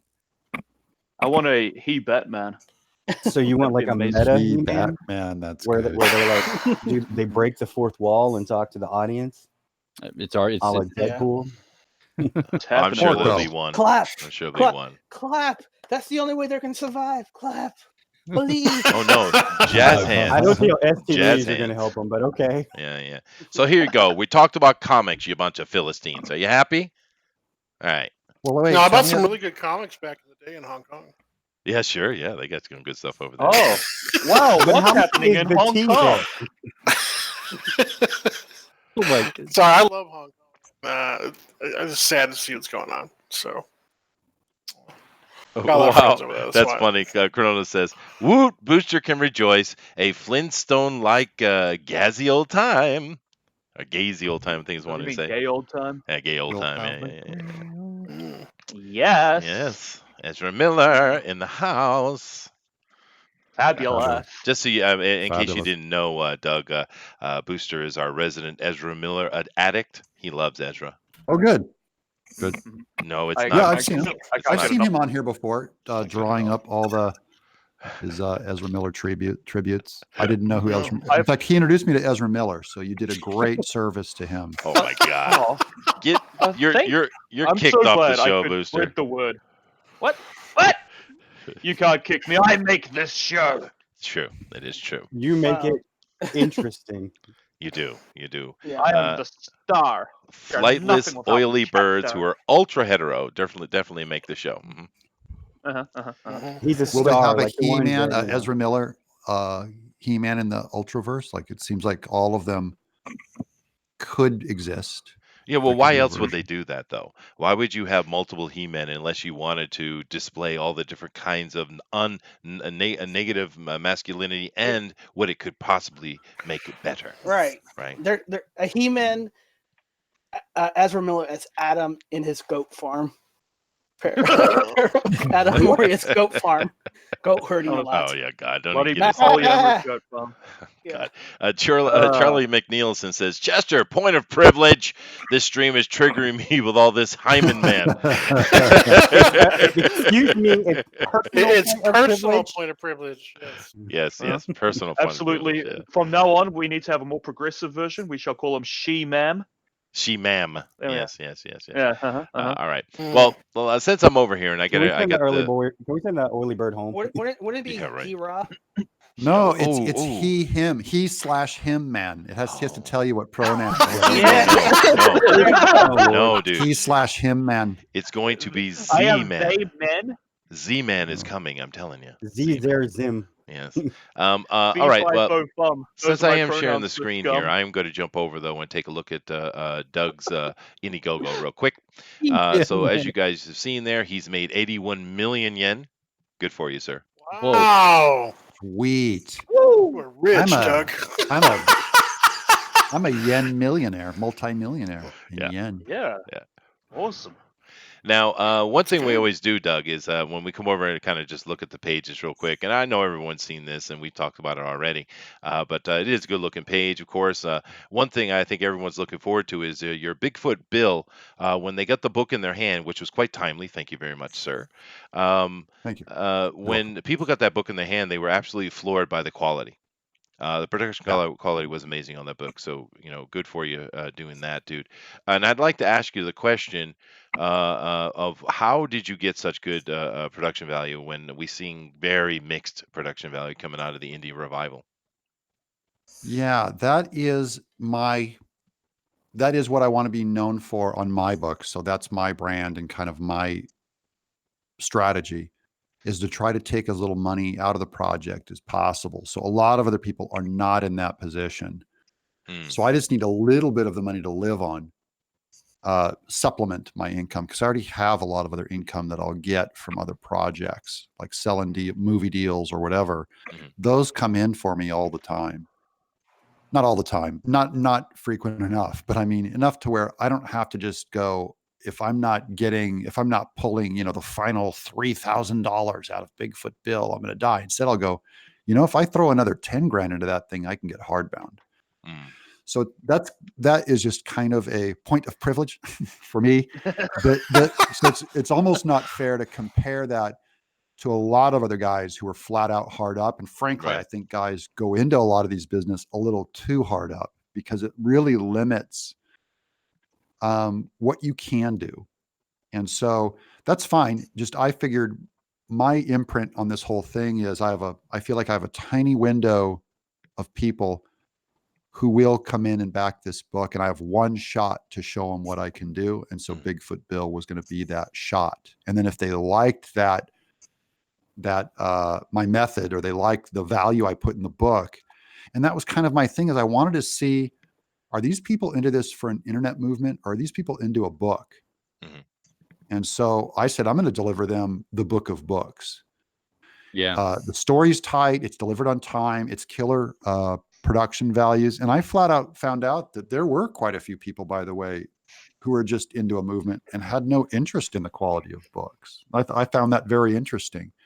Mm. And those people probably just aren't quite into my product because I have a very tiny internet following. With I think I have just like 12,000 subs, but my average views on my shows are like 500 people.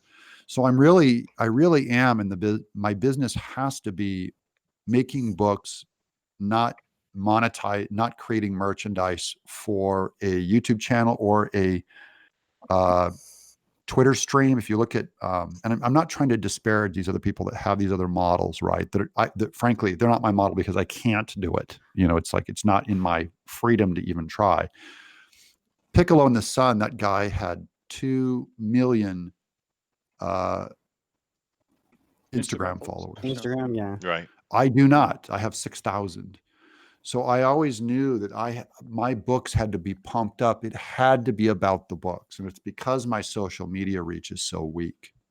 And that's fine. I'm happy because I love making great books. I don't think your That's social media reach is as weak as I don't I know. think it is. Yeah, I think it's I mean, broader. yeah, because like almost all of it I borrowed from going on shows like this.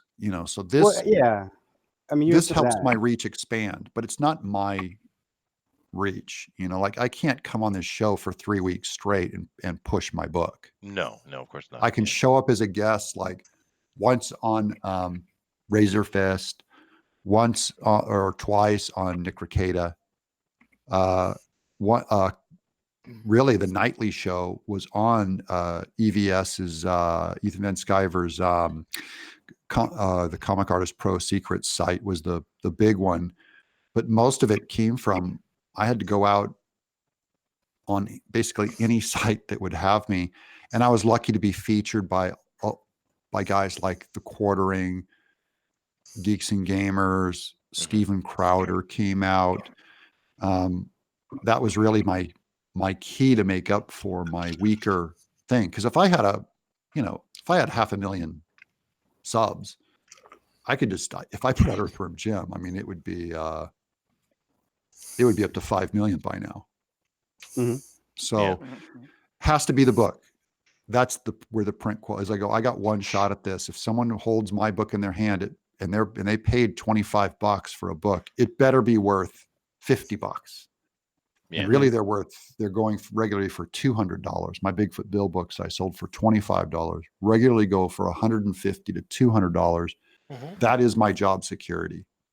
And that was my plan with putting everything into that instead of pulling the money out of the campaign. Well, Makes a and lot of sense. it does, and of course you're in demand now, and you're still making money because we look at the project. It ended at 74 million yen, and you have made 7 million yen cents. So it's still moving forward, dude.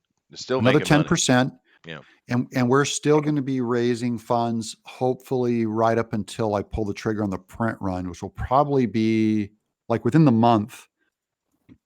I'm going to have to start limiting the trading cards. Oh, So wow. Yeah. that's going to be, and that's only because there's a certain number of signed cards.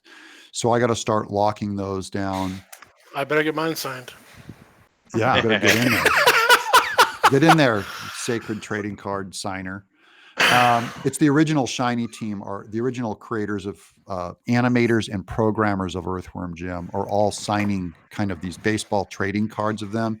There's a 10% chance you'll get an original sketch card or trading card and there's 2 free packs of cards in every backer. Some of them much higher. For the higher tiers, I actually give them more trading cards. And then every backer gets a lenticular, well, when the stretch goes, but it's going to go.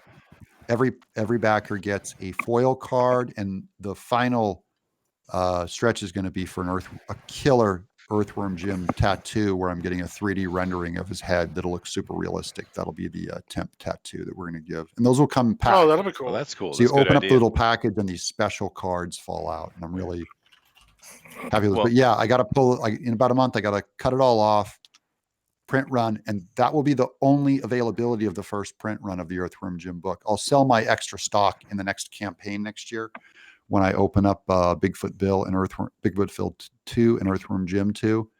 But outside of that, that'll be the only time you get that first print run that has like embossing, debossing, 2 colors of gold leaf, 3-page foldouts. That'll all get pulled on future print runs. Oh, cool. I think it fits with your style, though. I mean, when I was going to write a story on Insider for a while on kind of the art of storytelling and putting together Earthworm Jim and some other stories that you've done, and kind of just to talk about the actual craftsmanship of storytelling and how it can be done in different forms. And when I was going through that, I saw that I saw a lot of videos on, with you and the beginning team of Earthworm Jim, and how you just drew a picture and then gave it to them and they liked it. And it was kind of serendipity, or like Paul Rand's marketing strategy, which is, that simplicity and perfection is really just professionalism and getting it done. Yeah. More or less, Hey, Chester, but the book seems like the kind of embodiment of that, like in all the zany kind of things you do. It very much fits the beginning love and art that you put into the first video games. Yeah, I got my work ethic from my dad, who swung a hammer. I did not find my work ethic in the art department. So that's what I think what separates a lot of us out in when we worked on Earthworm Jim. Most of that original game team came from a blue-collar background, very humble beginnings. All of the Englishmen, Dave Perry, all the programmers and artists, Mike Dietz, we came from largely blue-collar backgrounds, not from out of academia. And we were like crazy workaholics, and it still carries through to this day. And you get a room full of, it was an 8-man, 10-man team, but we worked like 30. And was there a lot of coffee in that room? Yeah. Well, actually, they were English, so it was tea. There was a lot of tea. And all the Americans were like, "You guys, man, how can you drink this stuff?" And they put milk in it. I'm like, "What are you doing? Put milk in your tea." Well, it's funny to me that you say how small of a social media influence you have, as my soul weeps with our 770 and 32 people watching. But coming over that here, just means you have to get on my show And then I tell my guys, hey, if you like this guy, then go over to his show. Look over there. They do a little. Okay, Chester, you need to go over there and talk stripper stories. And I could. Yep. Tell I them could. about all your best strip stories and how you rip people's ears off. No, now come on now. Now Like a we got a savage. guest. We have guests. For Be your nice. years, Absolute, your years on the chitlins. absolute brute. I told you that was an accident. You always bring that up. Doug could make you a cameo, a beer that rips off people's ears. Right. Yeah. The ear beer.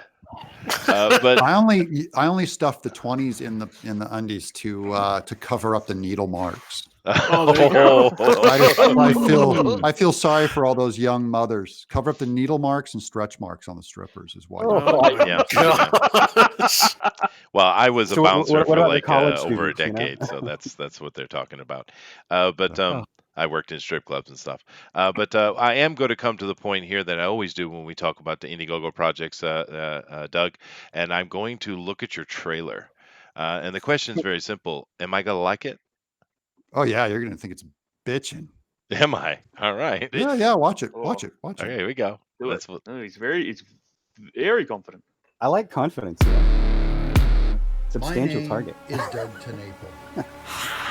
He doesn't know us either. I'm the creator of Earthworm Jim.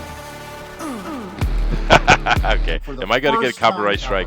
I'm crafting an epic graphic No. No, there's not. Worthy of Everything in true there is on my fans of channel. so Earthworm it shouldn't be a Jim. copyright strike. Though I've spent the last 20 years making 18 epic graphic novels, I've never told the story of my most famous character. I'm raising funds to make the first book of the Earthworm Jim comic epic. It's called Launch the Cow. Launch the Cow. Launch the Cow. This book is a huge, hardbound, 9-inch by 12-inch, full-color, 160-page book. But there's another book, The Making of the Earthworm Jim comic. This is also a hardbound 9-inch by 12-inch volume. It starts at 64 pages long. It'll be full of interviews with the original video game team. It has pencil pages, inked pages, story notes, character profiles, with photography by the original programmer of the Earthworm Jim game, David Perry. I'm not interested in putting these books in stores. I'm not interested in digital downloads. I believe the physical, printed book is the work of art I intend. So hop in and back this book. I'd be honored to have you as a reader. This is the book I've been dreaming of making for 27 years. And it's just for you, the super fans of Earthworm Jim.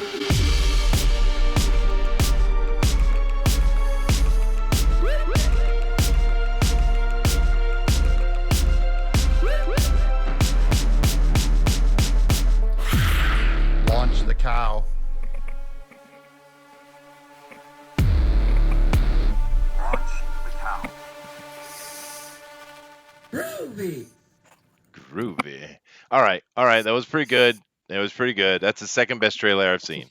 I give you credit. There you go. I give you credit. There you go. Thank you. By the way, hardly anyone has seen it because you look at the numbers of backers there are, and like maybe for the number of backers, there's maybe 1/3 the clicks on that video. So I'm going, why in the hell are people buying this book and they haven't even seen the trailer? Well, like I put so much work into the trailer, and it's like it's nothing. Well, that's what we say here all the time, we Doug, do, is no one watches trailers, don't bother. They And don't. true. They do for board games. Sure. No, they don't 20% actually. for comics. There was a full analysis done over on Kickstarter actually, and they found that most people don't click the trailer at all. Yeah, Icarus and the Sun had no trailer. That was the current single campaign record I had to beat. I watched that guy's campaign and I just went, he just has a ton of Instagram followers. Yeah. Like both. No trailer. A number of them came along. Very minimal, hardly any information on the whole thing. No stretch, really hardly any stretch goals. Like nothing. Yeah, he had like social media. It's social media. Yeah, it is. Yeah, No, you're well, right. He also did on the. Did you see what he did following that though? Like preceding that? No, what was it? For almost a year and a half, he drew a picture every day. He also was. Oh no, he yeah. was It was 4 years he did it. It was 4 more years than ago. that. Yeah, and he also did like a And bunch of stuff for DC. Like he went into their most popular. I know, did but covers dude, and all other that. DC guys who aren't as twee could put out a book and it would not do what that book did. I think that book, I think there's very little of our people in Mhm. that book. That Oh, is yeah. a brand new twee great audience. And he showed us that it can be done outside of any system that you think exists. He invented his own because everyone said, oh, can't do it. Look at the numbers, you know, of his followers and things like that. That should be encouragement for anyone who wants to go for it and try and invent your own. I mean, you'll probably fail, but he cracked it. He figured it out. And so why can't we? Yeah. Apparently, Instagram's the place to be. No, it is. If Well, you're an Instagram artist, is more likely to be seen if you're like it's something like 70% more likely to be seen than Facebook. I'm thinking what I need is to crack open an Instagram bloody account and put on a bikini and take some photos and back my stuff. Yeah, wiggle my butt around. That's Well, like I was talking to I think Elliot, a few weeks ago, right before the Doom Kicker campaign was off, and he was like asking me, what's something he could do, and I said, well, what are your Instagram? He said he had 124,000, and I'm like, well, why aren't you engaging them? And he's like, what do you mean? I'm like, draw every day and tell them you have something to sell. And he's like, okay. So he started just putting his sketches and stuff on there with a PNG of, Doom Kicker at Indiegogo. And the first week he made another $1,500. Yeah. I do want to break down the trailer a little bit and the technical aspects, because oftentimes you see one and they just show some things about the comic book itself. Here we have something that has more, and Chester used the word production value. Yeah. It shows things about, Doug yourself, some interviews, things about the past, as well as the comic book character, what's in the comic and such. It's a different way of looking at trailers that all the other trailers, they just try to show a comic book, and a comic book is still images. I get that just from pictures. I don't need a trailer. This one has something different. If there's anyone that wants to know how to do a trailer, look at this, dissect those elements before you put it on.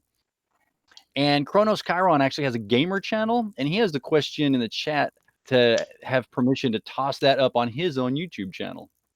Are you kidding? I'd love it. And put me on your YouTube channel. I get like no media, like no help from games, no help from, I mean, it's not a woe is me. I'm baffled. I'm like, guys, this is like the first Earthworm Jim thing in 30 years. So maybe I just thought like maybe no one cares. Have you ever thought of doing a playthrough of Earthworm Jim yourself on your channel? I did. I've done 2 levels and they weren't among my higher views. One of the levels I went through with Nick Broody, who actually designed all of Heck. And that's the thing is my social media has no reach. Like I can't get. How is that not making millions of views? Yeah, I know. Right. I look at other people doing playthroughs and theirs will get millions of views and mine burn. Well, so I've tried cracking a Twitch thought to do that for you. Yeah, because Google is throttling you. Google is throttling you. It's not even political. If you don't have a bunch of subs to start with, YouTube not only will not work in your favor, they'll actually throttle you in favor of the other things, dude. And if anyone over at Google knows who you are and has some issue with you, they will throttle you extra. Oh, I am the most blackballed guy for the last. I started the blacklist, man. I was first name on all of Kotaku, all of comic book resources, all of them. They started their blacklist because I've been doing this much longer than most people have. And what did you outlasted them? They just got sold. Right. Yeah. Right. Yeah, take that. So what did you do that was so egregious? I opposed gay marriage. I see. Oh yeah. And still do unapologetically. So you disagreed with them basically. Yeah, and there's certain things that once they started equating it to racism, which is what they do. They say like just as interracial marriage was once not accepted. Yeah, you are animated by the same thing, and culture largely bought it, and they operate their business that way. Of this guy, in fact, to a point that they started saying Doug TenNaple is a racist who does not believe in interracial marriage. That started showing up on my Wikipedia. Interracial marriage? Yeah, I think some people... Interracial. They went from not believing in gay marriage to not believing in interracial marriage. It was very strange. Interracial gay marriage. They'll suppose their own narrative to shut you down, basically.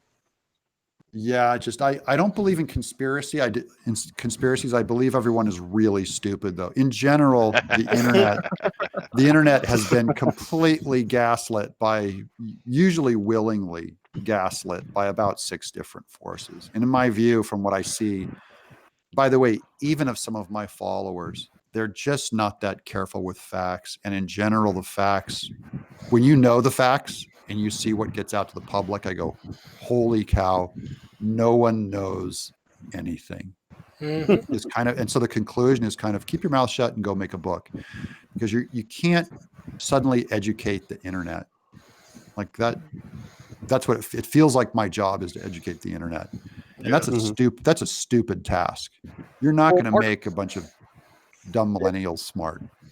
And Part now of you. educating the internet is educating the internet of your own product, and that's marketing. That's right. Obviously. And yeah, even my own movie, by the way, is not exactly the way I would do it, but it's a way that responds to the way the generation thinks, which is a very emotional appeal, sentimentality, nostalgia. That is not how I would sell my book if I had a choice. It is made by what I understand people respond to. And so some respond to it, and then, I decide. Yeah. Well, this is a different world, and Chester and I have talked about it. A year ago, we're going on a year ago. I made my first backing August the 2nd, so we're absolutely a year. FanSpeak is nearing a year come next month, and our lives have changed. The way we do things have changed. We now stream media. There's so many people out there that they know Earthworm Jim, but they're going on with their lives. They've got kids.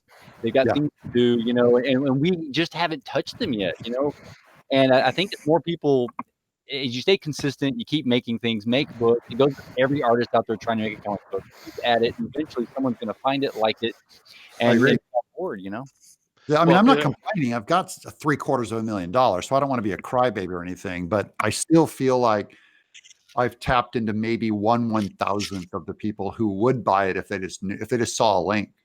Like they don't even see the link. Yeah. Yeah, it's a problem. And of course, DeWolf, it would probably help. It would probably help if I didn't call everyone Philistines all the time. It'd probably help a little bit. But you went such a bloody know-it-all. They don't even know what that means. I know, dude. I know, dude. But an inhabitant of Philadelphia or something. Right? I'm not from Philistine. But Doug, you mentioned movie. Please elaborate, sir. Yeah. What do you mean? The Earthworm Jim movie? Yeah, you said your movie. What do you mean by that? Oh no, I meant my trailer movie. Oh, the trailer. Okay. For the campaign I spent a lot of time on that thing. Oh, obviously. Yeah, it looks really good. And by the way, I'm already like writing the next movie for the next campaign in my head, and it's like it always feels like it's going to do all this amazing good, and largely no one. Well, we always some of that is for yourself. Some of that is just being an artist and fulfilling what you want to create. Well, yeah, in the end, that's all you're going to get out of it. Is I hope you guys enjoy and just love making comics. That's more what I would really encourage everyone to get into, is fall in love with your own discipline and just have fun, because then all the money is just extra. It's like, we need money to print a book, but let the money be a surprise, and let your joy and your passion and just your obsession with it be what drives it.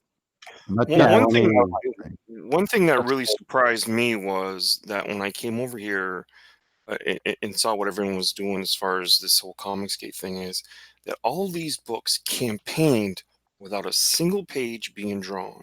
Yeah, that floored the hell out of me, because that just not how you do it. And I was so surprised by how many people had success with that model. Well, you realize that they're buying social media. It's not about a comic. It's about a comic when it arrives, and then they can make an assessment. But there's people out there who will get my comic and flat out say, "You've pissed me off because of what you said X or Y on whatever show, and I am I want a refund. I got Bigfoot Bill, and I bought Earthworm Jim, and I'm a huge lifelong Earthworm Jim fan, and I want a refund." Wow. Because we are all programmed now to just, like, if someone does something a sin that's bad enough in your eyes, you just can't buy that. You just can't enjoy Bill Cosby's comedy anymore. It's like, Oh, I just can't. totally can. Oh, I Yeah, can. so can I. But Bill's funny. but I'm it's sorry, man. His dentist office routine. Oh my gosh, back in the yeah. day. I used to Yeah. have You his want a record, dude. pudding pop? I've been watching a lot of Fat Albert because we're going to do some animation. Oh, Fat Indie Com Albert's so TV. good. And boy, but how bare bones that was. Yeah, it was So- cheap. Oh yeah. But I didn't know he was you like guys realize racy. the general audience is not that way. The general audience is largely told, go back your guy. Yeah. Go support the team. And the quality of the object can actually be lower standard. And another Sure. guy who isn't on your team can have higher quality stuff, and we don't back that. That's really what left and right are largely being cued to do, in my view. That's what I see. That's just the lay of the land. So just be aware of that. Doug, I'm amazed by watching you turn that chicken scratch and inking it comes out the way it does. Like I've been staring at your stuff now for a while. Sculpting. Kind of funny. I guess I don't have the confidence to sculpt in a pen yet.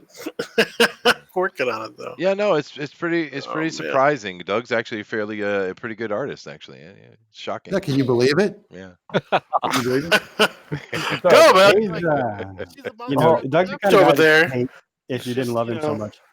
He's Right. so Doug's loose. much good at everything. Yeah, I'm better than most, not as good as some. Yeah. See, that's what you get. You come on FanSpeak and get insulted. Yeah, I do apologize.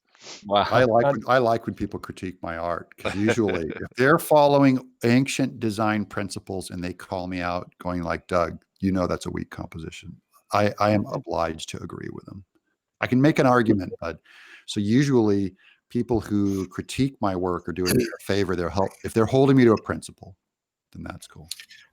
I have a serious question for you, because I know you've in the past had a relationship with Scholastic Books. Yeah.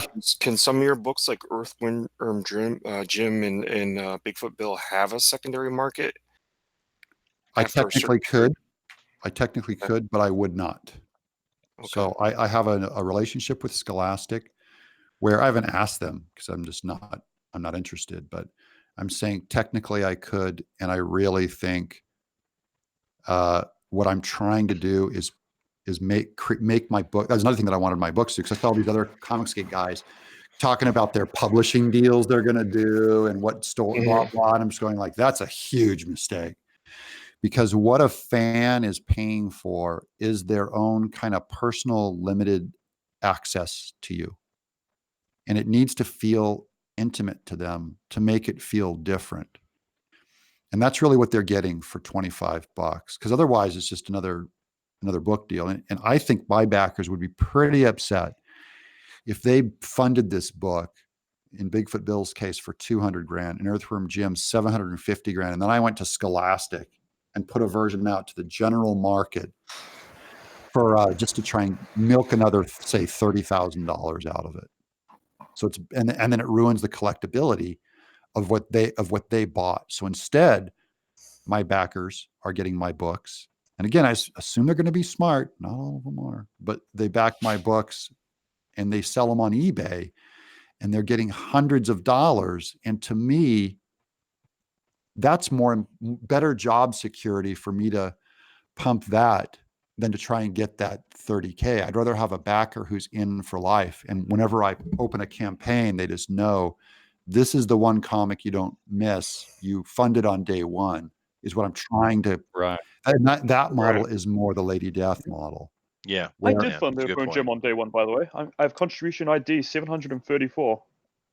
And Oh, I appreciate it. You Hey, know, I was and, number one. the day Very one happy with- guys, I was And very that's- happy with Bigfoot Bill. and So that's pretty good too, Booster, because you only work 2 months out of the year, so that's a commitment. don't tell Doug that. I mean, Polito's method is basically the self-published method that a lot of ebooks use and that kind of thing, which is to, you put that product out, you get an audience, and then you keep growing the audience every time, because you kind of grow an investment and engagement with the audience that you have. So they come with you in the mailing list to the next, project. And then you just kind of build up. I had him on my show, and he unpacked that for me, and it is basically that. Is he's trying to just grow his audience a little bit with each campaign is his goal. Yeah, And sounds like offer a his good back goal. library. And Yeah. he came out of indie publishing. I mean, his Coffin comics have been around. I mean, I knew of his books since early 90s. So this is kind of, he already had the indie comics model, and then now he's just kind of bumping it up a little bit with adding the crowdfunding to it. He's a great showman, a real pro, hardcore professional. Just his game is about 4 years ahead of any of us. He's where I want to be in 4 years.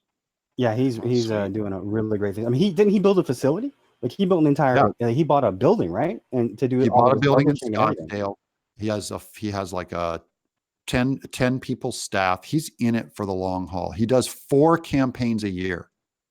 So he'll open a campaign, the book will deliver usually within 6 to 8 weeks of the campaign end.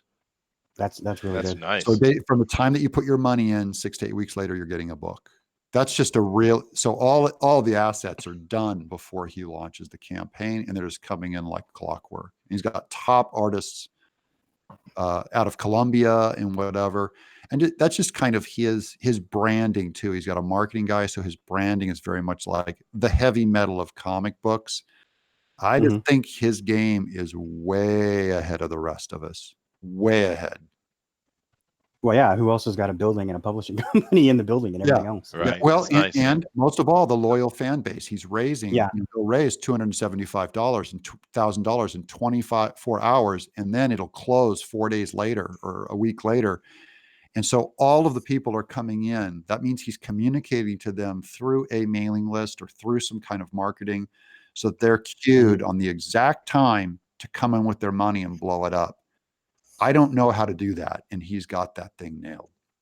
I think it's engagement, because he's always engaging in different forms, whether it be his own like Polito, or I know he does through Cryptic Comics a lot. I'm sure he does his Facebook and everything else. I mean, he engages with them all the time. And if you go to the Kickstarter, he's always talking back to them. It's not like a lot of these other guys where, they give an update like every 3 or 4 months. He gives an update almost every day.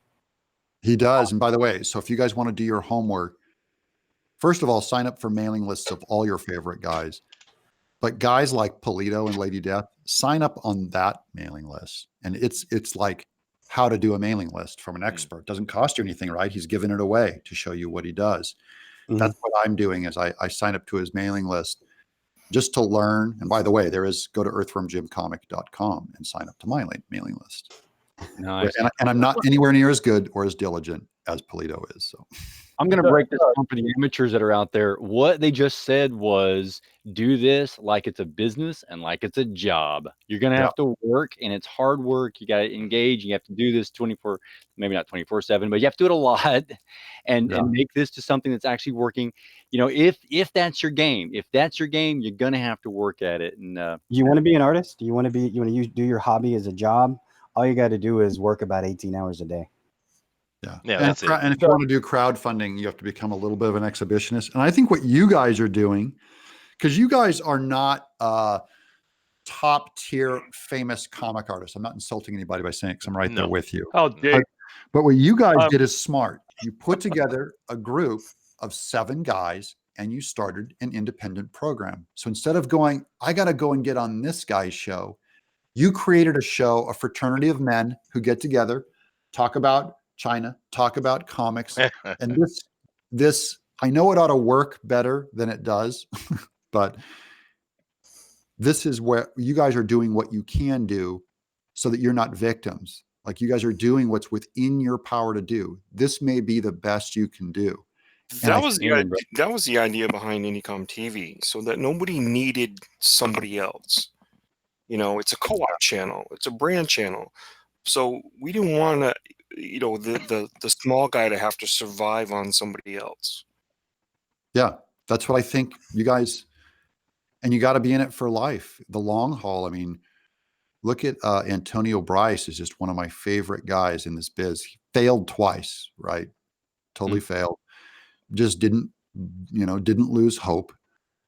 And then ran into Comicsgate. Now he's raised $70,000. Now that, obviously, there's a lot of luck and serendipity involved in that. You can't follow his path, but you can follow what he did, which is not give up, stay committed. He failed twice, and just that guy, let's get right back. He's like Captain America in that first. He goes, I can do this all day. Get his ass kicked, get back up. I love that part. Sorry. Yeah, that's me too. That's my favorite part of that movie. Everyone who's ever made it in business has no fear of failure. Like all of these businesses have failed multiple times before they ever made their big money.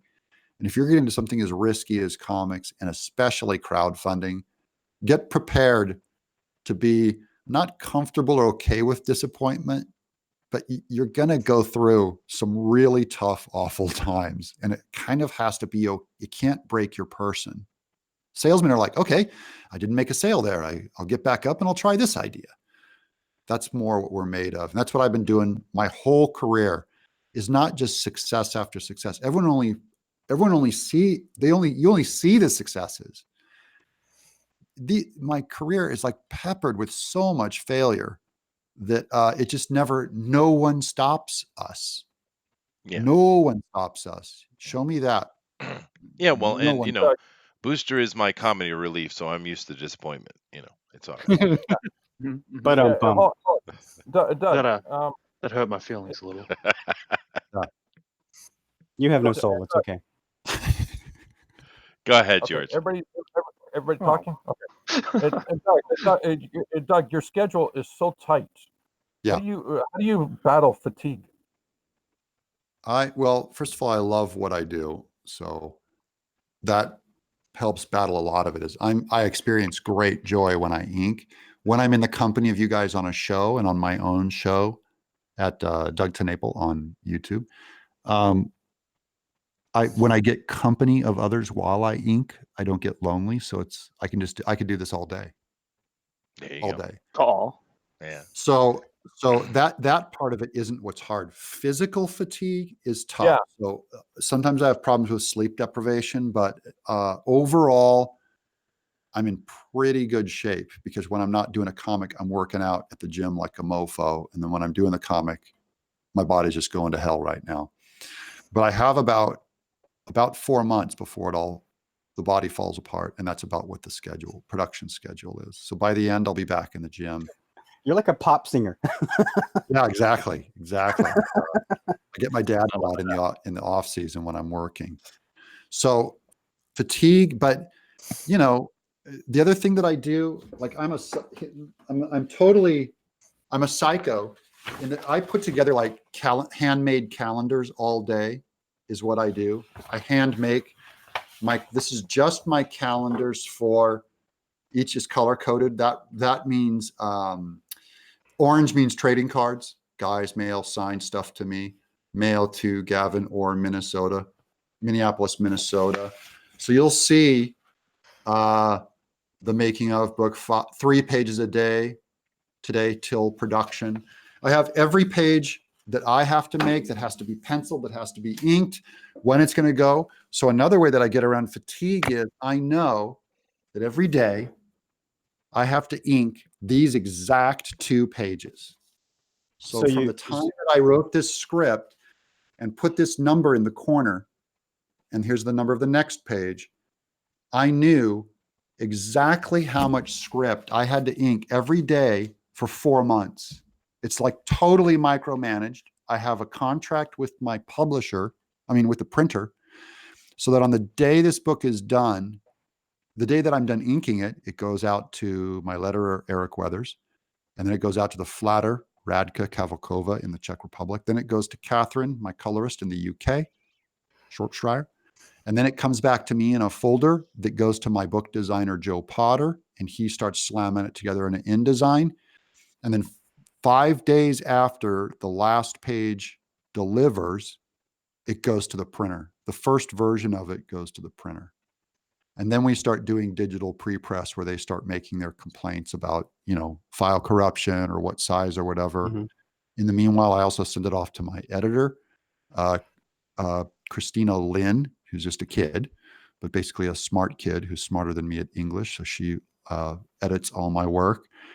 That's kind of, the fatigue is stopped by, I don't have to do a whole book today. I have to drop dead no matter what. No negotiation. Do 2 pages today. And by the way, this is my 3rd page today. Sweet. And Jennifer That's H says awesome. Staples makes Works not. calendars just like that, Doug. I know, but that would take. There's something intimate about drawing it myself, doing my boomer calendar. Sure. Well, I think it's that like writing. It's probably, it might be one of the ways that you remember or learn. Like, I mean, Yeah. monically, people have different ways of how they absorb something. And you've always been an artist, so it kind of makes sense that you would remember it more by writing it down yourself by hand. Yeah, and I want it torn up right over there. It lives right there on that shelf. So when I reach over and grab it, like I can just grab it with my hand, and there's the calendar. When I have my meetings with my crew, and like Catherine, in the UK, we'll do a little Skype, and I'll say, "What page are you on?" And she'll tell me. Now I know I'm going to forget what page she told me she's on, so I just write it. I grab the calendar, I put it on there, and then when I need to look and plan and see if everyone's on time, I just kind of look at the calendar, and then I can put it out of my head because I have confirmation that everything's working. You should So do you auction believe off, that? I'm sorry. Go ahead, Noel. next Friday. You should auction off last month's calendar. There you go. Yeah, probably has two. I probably Sell off just memorabilia. I probably just doxed 8,000 people showing you guys. There's probably like their home addresses on No, there. no. Yeah, No, you we should didn't do say it that. on Mike's show. I'm sure he only takes an 80% commission. Yeah. Oh, money, Mike. That was a little shot over the bow there. Money, Mike. Hey, we know Mike. Yeah, we know Mike. Mike. But the cool thing is with that calendar, I can rest, and I keep checking it because I'm paranoid. I'm like, am I behind? Am I behind? Am I behind? And then I check it, and it's like, no. So all I have to do, I know exactly what I have to do. I know when the next trading card deadline is going to come up, and that's when I start panicking. Like I'll email to one of my guys, like, hey, I need that art. I need it now. And then otherwise, I can just stay here at the table and just do today's task. So what we're doing, because graphic novels are so time consuming, this is true if you're writing screenplays or regular novels too. So these are like big time consuming projects. It's the ant and the grasshopper. You're just breaking your job down to a small. An ant only has to carry, 1 pebble over and over and over and over. And that's doing your pages over and over. You just have to do that day's work and break it down into small enough tasks. And then do not disrespect your own calendar. Oh, So absolutely. I did that. I haven't did missed that a with single day. Graveyard Shift. Go ahead. I did that with Graveyard Shift. I put myself on a calendar, and I wanted to finish. I had a late start because we had the Tales from Beyond the Gate book. Yeah. So I knew I was going to I start love that. 10 days late, and then I put myself to finish 3 days before the end of the deadline. And I made it. There was a lot of changes I had to make and edits and stuff like that, but that was my goal, is just to have it in his hands, to be able to tell me what I needed to do to fix whatever he wanted. And It that was, book's 3 doing days. pretty well too. Oh yeah, it's doing really well. Money. Money. 100, Yeah. 120,000, right? Something Something like that. It's Yeah. at It's doing 130 well. now, I think. Yeah. There you go. That's how you do it. That's how you do it, yeah. All right, well, I'm already digging into my schedule, so I'm gonna. Speaking of schedules, I'm gonna have to come to the end here. But it's been a lot of fun, but quite insightful actually having you on, Doug, and talking about how you get things done. And it's been great watching you do these pages as well. But thank you guys all for coming. We've had a big viewership in here today. Well, I guess it's kind of a normal fan speak, but it's great to have Doug come on and talk about what he's doing. And once again, congratulations, dude. It's great to see you have success. But thank you, chat. And what I'm going to do is just kind of go down the line and let everybody tell where they can be found, and then I'll let Dinale take it out of here. But I appreciate you, love you guys, and let's come over here to Todd. Go ahead and tell him what you got going on, Todd. Well, tomorrow on your show that is on Anycom TV, we have a publisher, a small press publisher called Dave Whalen. And we have Vinny, don't call me Vinny Barbarino, Tartamella, whose book, Venus, was it Venus, the City? The Dead City?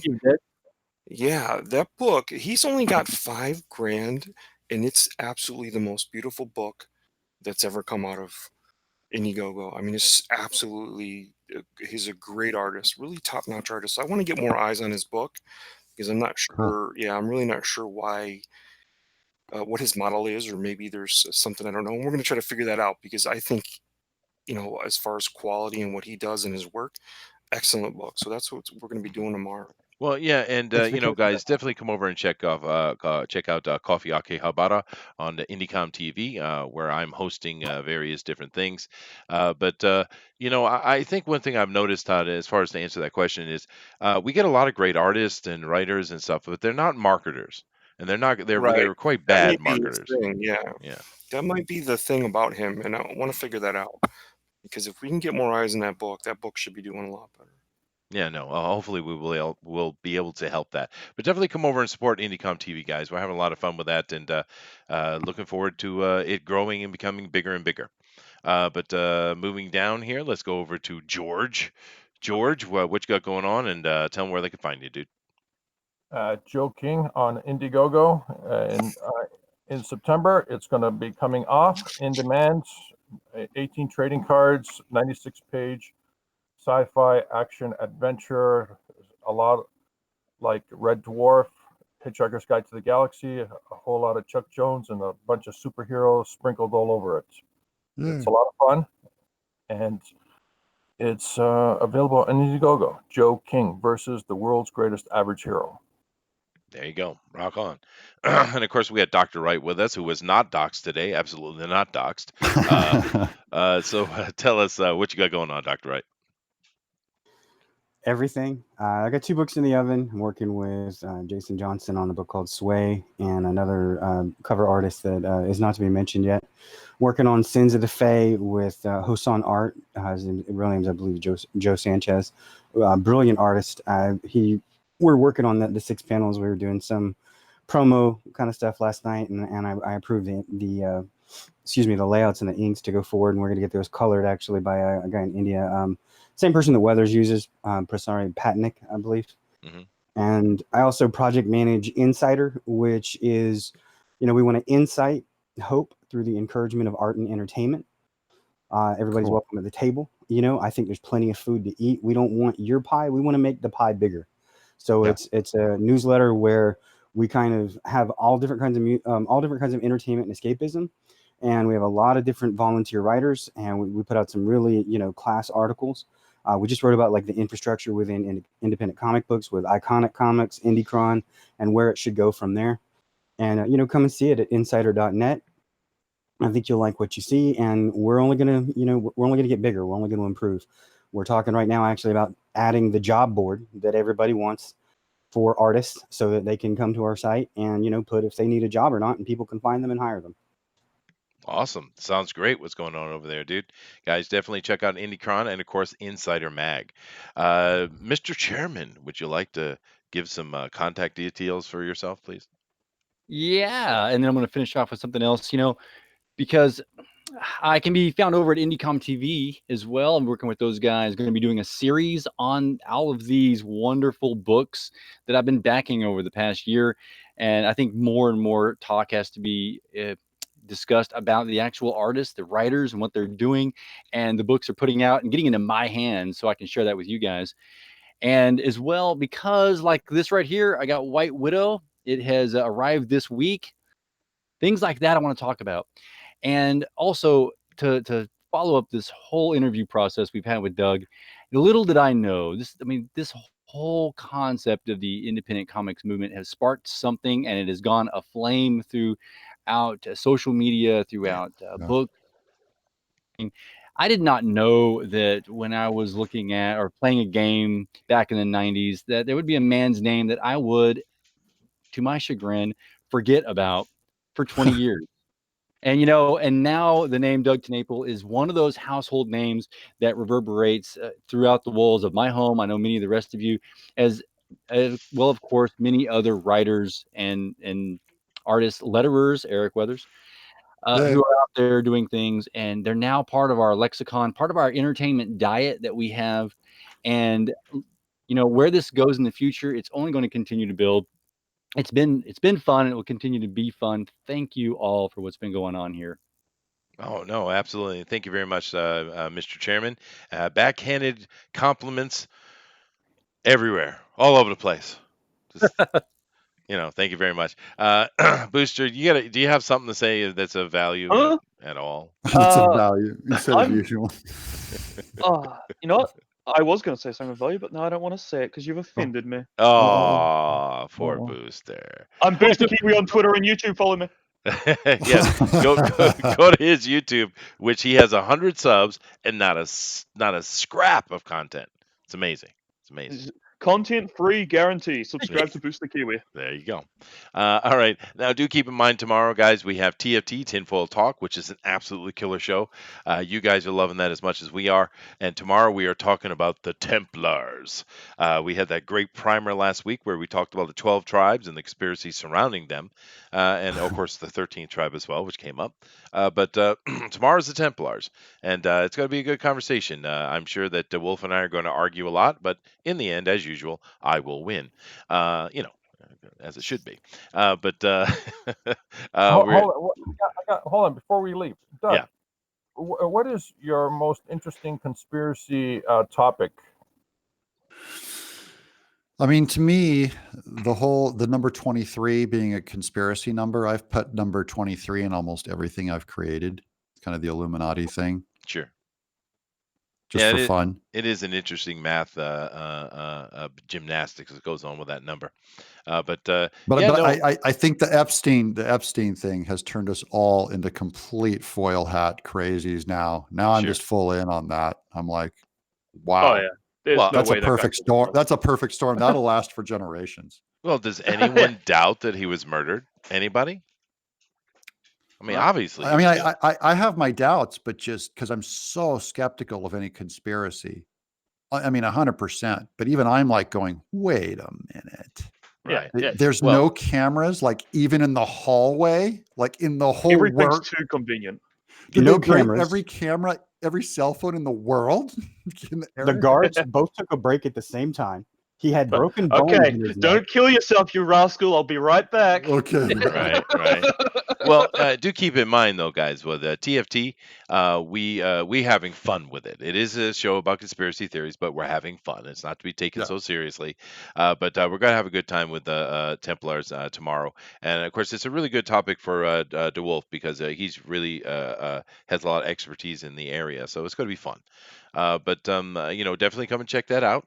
Do keep in mind that Sunday morning, 10 a.m. Eastern Standard Time on IndieCom TV, we have, of course, Coffee Akihabara, which Todd had already mentioned.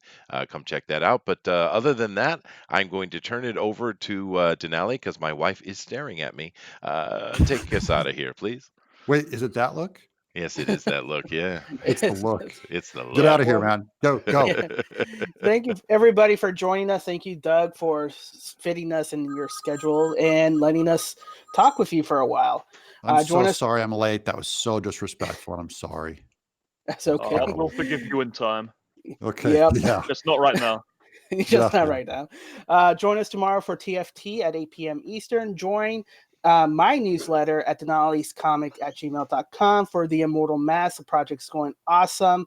I just finished writing the third draft of 132 pages. It just keeps getting bigger. I'm going to have to cut that things. But it's amazing fun, and I'm excited for it. But as always, your perception shapes your reality, so always make it a good one. Namaste. Namaste. Gesundheit. All right, guys. Later. Thanks for having me, guys. I so appreciate it. Very kind of you. Yeah, stick around, Doug.